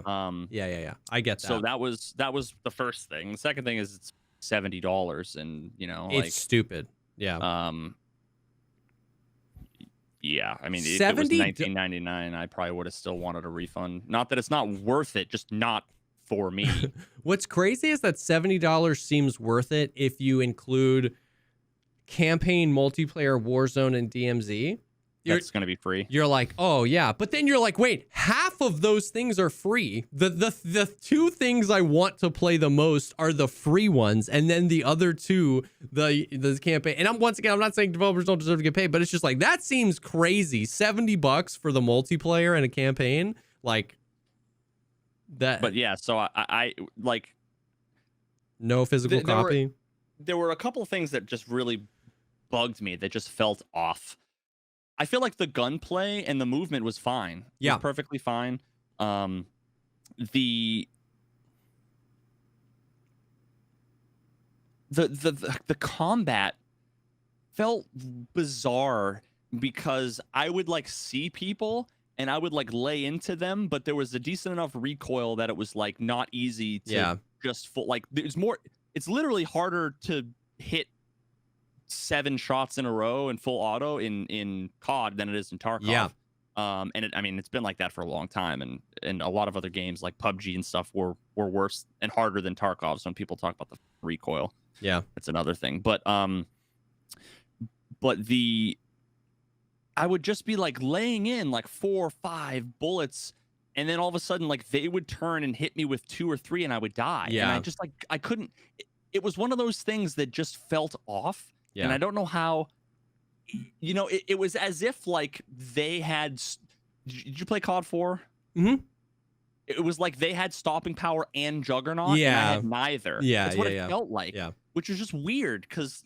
So part of that is like definitely the fact that you have the people that have been sweating the beta and have all the perks and all the best classes and all the best attachments. Does that increase their survivability like Juggernaut or stopping power? Oh, I don't know. I haven't been deep into the classes or anything, but I know it definitely helps them hit more shots. Well, that's the thing, I guess, is were you hitting shots? Were you getting like that? I guess that's. I mean, I thought I was like, and while you talk about it, I can try to get a couple of clips. I played for like literally 40 minutes and was like, I need my money back. But like, but the other thing on that is like playing against, I've heard, so I don't really go down this rabbit hole just because I play literally Tarkov only. But like I was talking to Desmond and he was saying that like the aim assist is really, really impactful on this game because they increase the visual recoil. Like, like we complain about that in Tarkov all the time. They increase the visual recoil of the guns a lot in Modern Warfare 2, and they added a bunch of like dust and environmental effects. So it's like really hard to hit shots, but the aim assist is as powerful as it ever was. So if you're playing against somebody on a controller, they're basically just like tracking you and they're just hitting you a lot easier. So like a huge criticism of the game is that like the aim assist for controller players is pretty brutal. Oh, that could have been a thing. So that could definitely be part of it, where it's like they're hitting you with, as Desmond said, there's no break in their hit count, but you have to, with a mouse, you have to go through the dust, the particle effects, the visual recoil of the gun, and if there's any sort of distance there, it's really hard to do, but they're kind of just like tracking you through. Now, once again, I don't know, man. I have not played enough of any other games. I've not played enough of legit anything. But that would definitely partially be part of the, I felt like I was feeling that as well. even though I really did enjoy, like you said, I really thought the movement was good. I think the gunplay is awesome. I think the animations are cool. I think the sound design is really good. And I didn't really have any issues with the sound in general. I felt like I could hear footsteps and kind of track people. Okay, that's something that I wanted to mention because I have the opposite. So really, I didn't have any egregious situations. People were telling me that like I need to change my like profile or whatever. Did you use like the headphone preset? I just clicked headphones. Yeah, dude, like everything bled together like I was underwater or something. Like interesting. I couldn't. There were no footsteps. Like there weren't any. That's crazy. It's not that, like I couldn't locate them. It's like they were. I don't know how to describe it. That's interesting because I like multiple times I was like, man, dude, I can like hear that guy right above me. Like, it's cool. Like I like stopped a few times and was like, damn, this is pretty cool. So I don't know. All right, maybe I'll have to. Yeah, dude, I don't know. The sound design is really cool though. And then the guns just feel meaty. They feel good. The animations are sick. And you mentioned this too, and it's like, I mean, we immediately in the deathmatch lobbies had people dolphin diving around corners, bunny hopping, jumping corners and stuff like that. That was the annoying thing, dude. The shotgun jumping was just like... And I agree. Like, I don't like that either. I really don't. I come to expect it, right? Like, it's an arena shooter where, like, the meta is just going to be, like, the movement and it's going to get gross. Now, like I said in DMs, in my experience, the one life modes were much more playable. We had a few teams that were like sweating hard doing the jumping around corners, but most of our prisoner escape or S&D or something like that, we didn't play a lot of S&D, but most of our prisoner escape ones were like people were just either holding corners or moving from place to place or trying to, you know, go in groups of two and go grab the prisoner. Like most of those felt like totally fine. And it was cool. Maybe it might have been better if I fixed the sound, because to me it was all about just seeing and reaction time. Yeah. And I mean, like, sure, the kids are all cracked out on Adderall and like Mountain Dew or whatever, but I'm also don't think I'm a slouch when it comes to reaction time. Yeah. So it's like I shouldn't be. There's no reason why I should lose 98% of my fights. Yeah, I see what you're saying. You know, maybe 60%, sure. Yeah.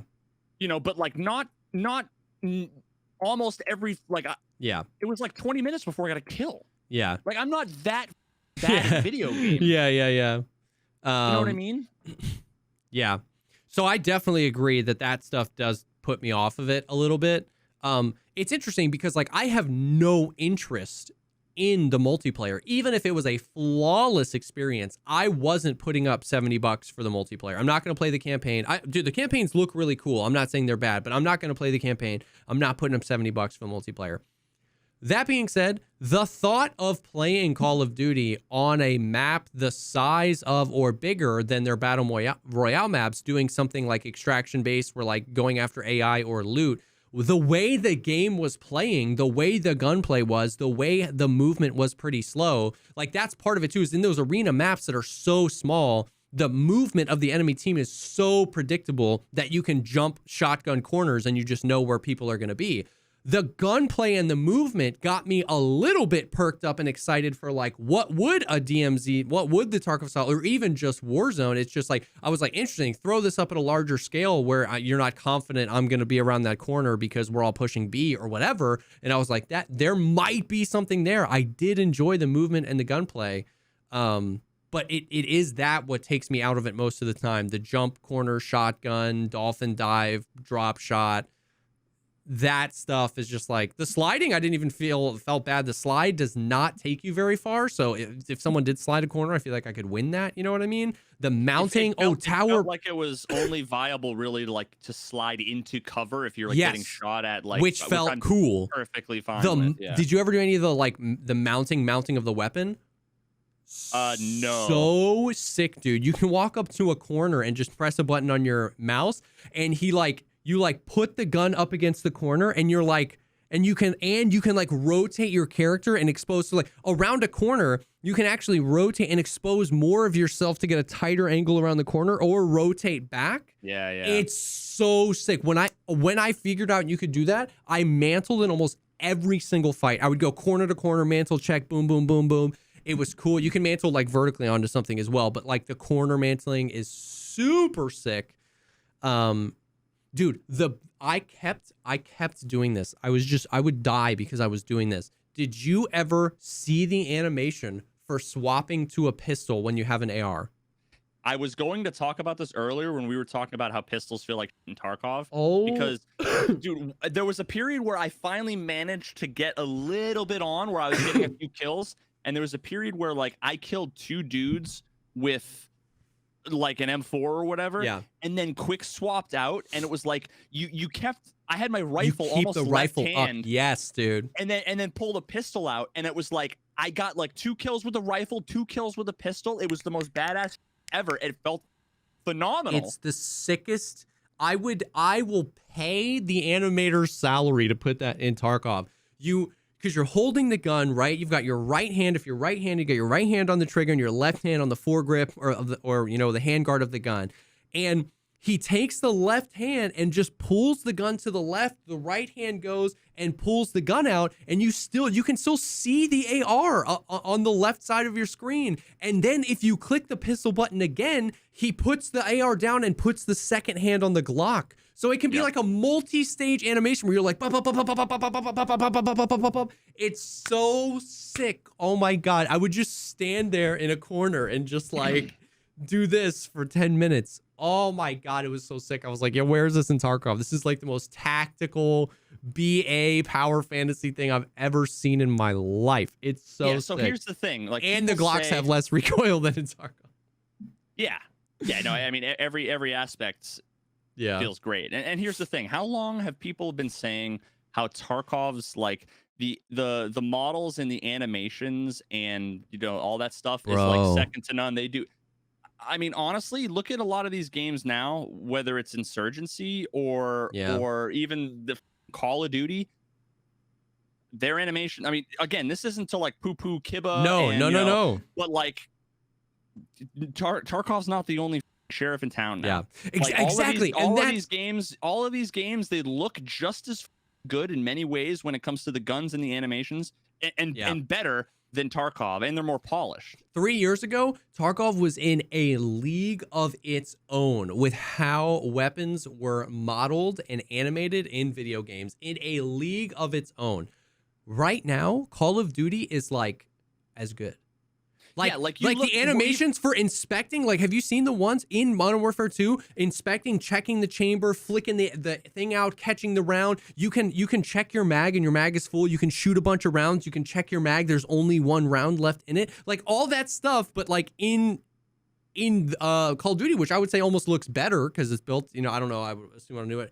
It's so like, once again, that's not at all to poo-poo Kiba, like you said. Kiba's basically doing this solo dolo and he's incredible at it. But exactly, it's not to say that Tarkov sucks. It's just they're not the only person in that league anymore, and that was one of the things that like kept people playing. You know what I mean? I mean, that's the thing. That's like the copium that so many people are like, yeah, but you know, nobody does modeling and animations and immersion, blah blah blah. Better not than anymore. Tarkov. It's like, nah, dude. If you put the player models movement with the guns and like Call of Duty right now, would be more immersive. The only thing that I would want is Insurgency sound design. I still think you've played Insurgency, yeah? No, I haven't. I've seen clips and I've watched people play, but I've only heard amazing things about Insurgency. Bro, can I buy that? Can I buy it for you and can we play? Dude, we should play sometime. I've heard amazing things about Insurgency. Dude, the game makes me want to shit my pants, man.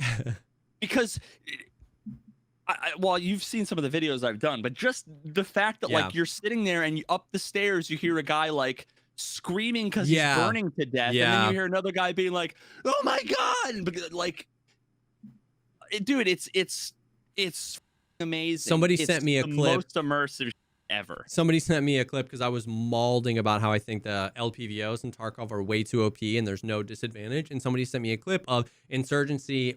If any of the scopes have variable optics, you actually, like, there's an animation. You click it and he puts his hand, the gun comes down, you're not ADS, he puts his hand, he turns the thing on the gun, and then you out ADS again and it's zoomed in. And I was like, oh, come on, bro. Like, we need it. Yeah. I mean, it's just, they're. Let me put it to you this way: if, well, I guess it kind of depends on how people play it. Yeah. But if this whole DMZ thing is anything like Tarkov, if it's remotely, and trust me, I'm not, don't feel like ambitious. Yeah. But I like agree. if it is, then Tarkov will have a competitor for that's sure. the thing. That's the thing is if Infinity Ward, like if it wasn't, if a separate company or Infinity Ward under a different name made this game, removed like jumping and dolphin diving from it and released it, we'd be like, ooh, Tarkov's in trouble. Like a huge part of the way the way this game is played is only because it's called Call of Duty. Like people play Call of Duty a specific way, and they cater to that a little bit because that's their flavor with some of the animations, and with the fact that you can dolphin dive, and with the fact that you can slide, and with the fact that you can jump and rotate 600 degrees. Like they keep that stuff in the game because that's how Call of Duty is played. But like the core of this game released under a different name with a halfway decent extraction mode, if it wasn't called Call of Duty, we'd all be like, oh man, like Tarkov has some competition. Now, I don't know if they engineered this DMZ mode to be good. It could be complete garbage with no real incentive to play like Hazard Zone was. My expectation is low, but that is exactly what I'm saying is I played the beta, the Modern Warfare 2 beta, and I went, I don't want to play the multiplayer. But this movement and gunplay is sick. And if they nail this extraction mode, it could be super fun. Yeah, one of the things I would really love, I haven't seen any of like the dolphin diving. I know what you're talking about. Yeah. I didn't see any of that, but what I did see that literally was completely dominated my first 40 minutes playing the game, the most triggering ever, which is I'd be sitting, if I saw someone like on radar coming up behind me. Yeah. Or I don't think I ever really heard anybody. But I'd be sitting there like holding an angle. Like let's say they were chasing me up the stairs, right? I would like turn around, hold an angle, and I'd start to, pull the trigger as they were about to cross the threshold. Mm-hmm. But what they would do is they would slide under my crosshair, insta pop up halfway, like insta pop up, and then kaboom, shoot me, one tap me with the like the M1014 the shotgun, semi-auto shotty or whatever, and it was like they're nasty. It just feels when you're sitting there like holding an angle, and all of a sudden they just like slide in, pop up, and I would love it if you couldn't pop up. And if your accuracy was really when you were sliding, if it was only a defensive, evasive thing rather than an offensive thing. That feels slightly worse, it feels like, than previous Call of Duties because the sprint speed, the walking speed, the recoil, and a lot of the movement went like a little bit more hardcore. It slowed things down.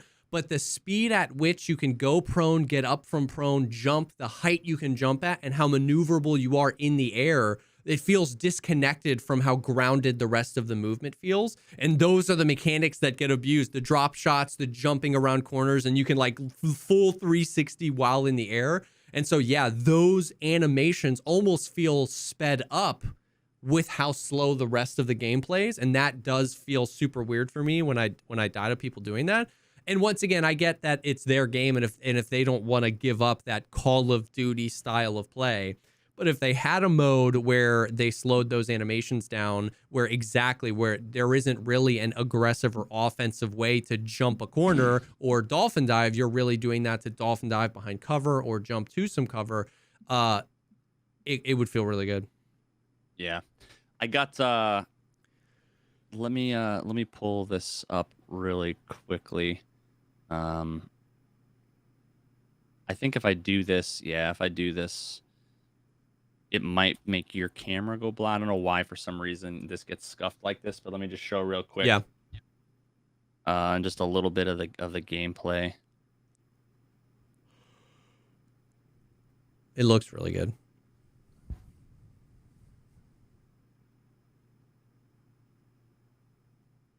Like, tell me that animation. Oh, dude. Bro. Yep. Like that. Yep. The reload, and like the smoke from the barrel, and look how smooth that Glock is to shoot, man. Dude, I love that AR, the Hurricane, the P90 M4. It's so sick. Where's the? There's one little pistol bit though. Yeah, when you're switching between them. Yeah, I had it. I think I like whiffed all my shots. But yeah, I also didn't get a chance to use anything other than like the 2 default things. Yeah, but, like, you really have to like play a bunch to unlock. But yeah, that right there is an example of how like yeah. It was just hard. I felt like it had so much recoil and the bullets did like no damage. Yeah. Like normally guns that had that much recoil in like a previous COD game, it would be like 2 bullets to kill or 3 bullets to kill. And that's okay if they have that recoil as well. But the fact that, like, once again, not to go down that road, but if they're a controller, Andy, and the game helps them with that, like that visual recoil, then that's just brutal. You know what I mean? If it was that hard for them to acquire the target on you, then maybe, but yeah. I think this is where I pull out the pistol, maybe. Oh, I already showed this. Yeah. But yeah, God, it looks so good. Like that legit looks so real. The other bit though, that is the what I think is the coolest part, and what I want every game ever to do, is the spectator cam. Tell me you saw that. Oh my God. I wanted to be dead. It's the greatest thing I've ever seen. It's the greatest thing I've ever seen. I wanted to be dead all the time because watching, I don't know why it's so cool, but the helmet cam it's amazing. It is amazing. That was the most immersive I've ever seen. Yeah. Like literally to me, that was, if I were to take maybe 3 feet back from my monitor, you couldn't convince me that wasn't some legit, like, I want every GoPro footage. Every action movie I ever watch in the theater to be filmed from that perspective from now on. It's so cool. It's so cool. And it's so smart of them because it shows off then all their good animations. When you're playing, you're not really realizing how sick the animation of reloading is because you're playing and you're trying to kill the person. But when you're spectating and you're seeing them swap guns and they pull, he pulls the mag out of the Glock and he still has it in the hand while he seats the other one, you're just like marveling at how sick it looks. You know what I mean? It's so dope. Yeah. The helmet, the death cam is incredible. Well, the spectator cam is incredible.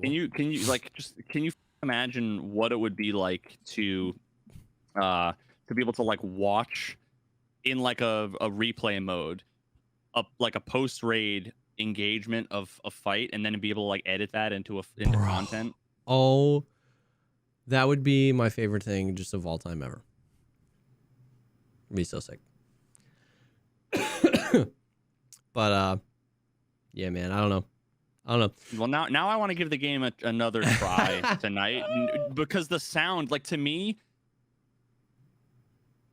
I was a god at Call of Duty back in the. Now, granted, it's a different time. Yeah, we're all using controllers because there's Xbox 360, but like, I was a god largely because I'm smart, tactical, and could use sound to my advantage. Yeah. The fact here is that, like, being smart and tactical is nothing when people are running around, vaulting up onto things, jumping off of, diving, sliding all over the place, and you can't hear anyone. At that point, it's whoever can spot where's Waldo faster and put mouse 1 on them. Yeah. But if I'm able to actually like predict where people are coming from and maybe pre-aim a little bit, and maybe that'll make a difference. So I need to try a few different things. Yeah. Yeah, I don't know if there's like audio presets that just got weird or something, but yeah.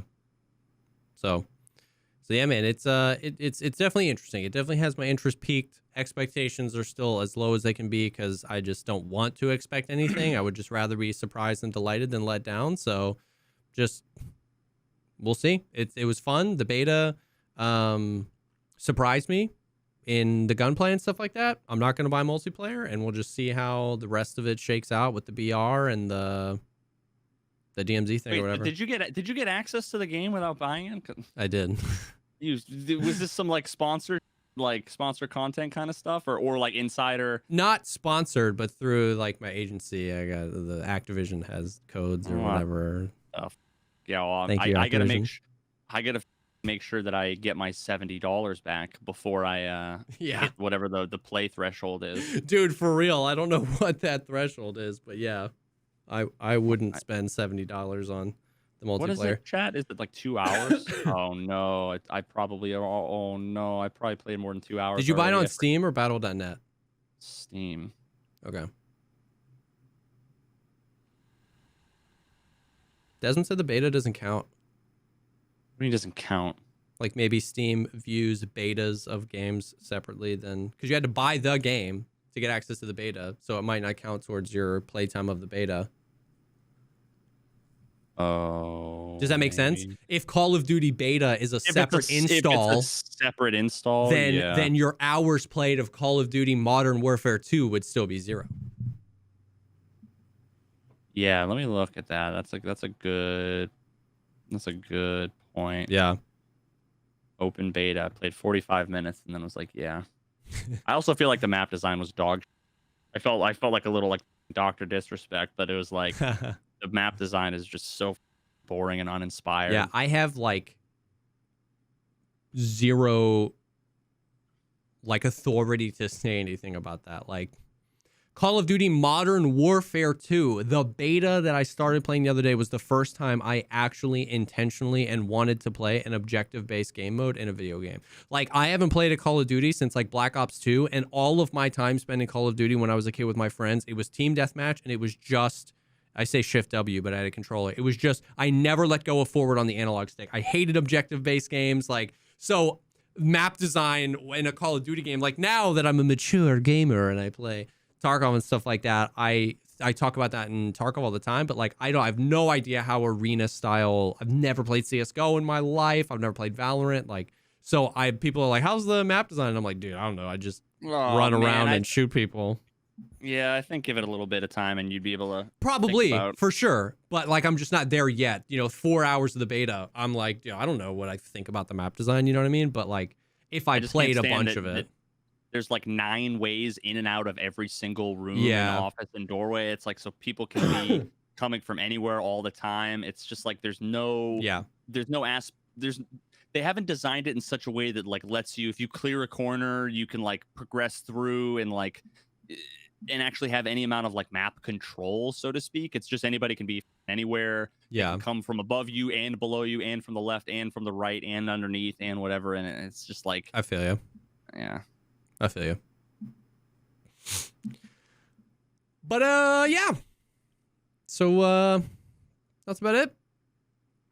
Tarkov is Tarkov. It was also nice just being able to play another shooter game that was even somewhat remotely fun that wasn't Tarkov, you know what I mean? So dude, please, like I beg you, while I'm in some point in the next like 5 days while I'm in quarantine, please play Insurgency with me. Dude, we should. I'm begging you. We I should. need it for my sanity. We should play it sometime before next week's podcast, and then we can talk about it on the podcast. Another game that we like better than Tarkov.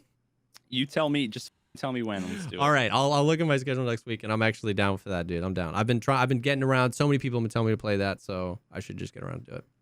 Yeah, we have Desmond Curious. Oh hell yeah, dude. Hell yeah. All right, well, thank you guys so much for hanging. Tarkov's an interesting spot. Beta, Call of Duty beta's out. Interesting to talk about, just something new.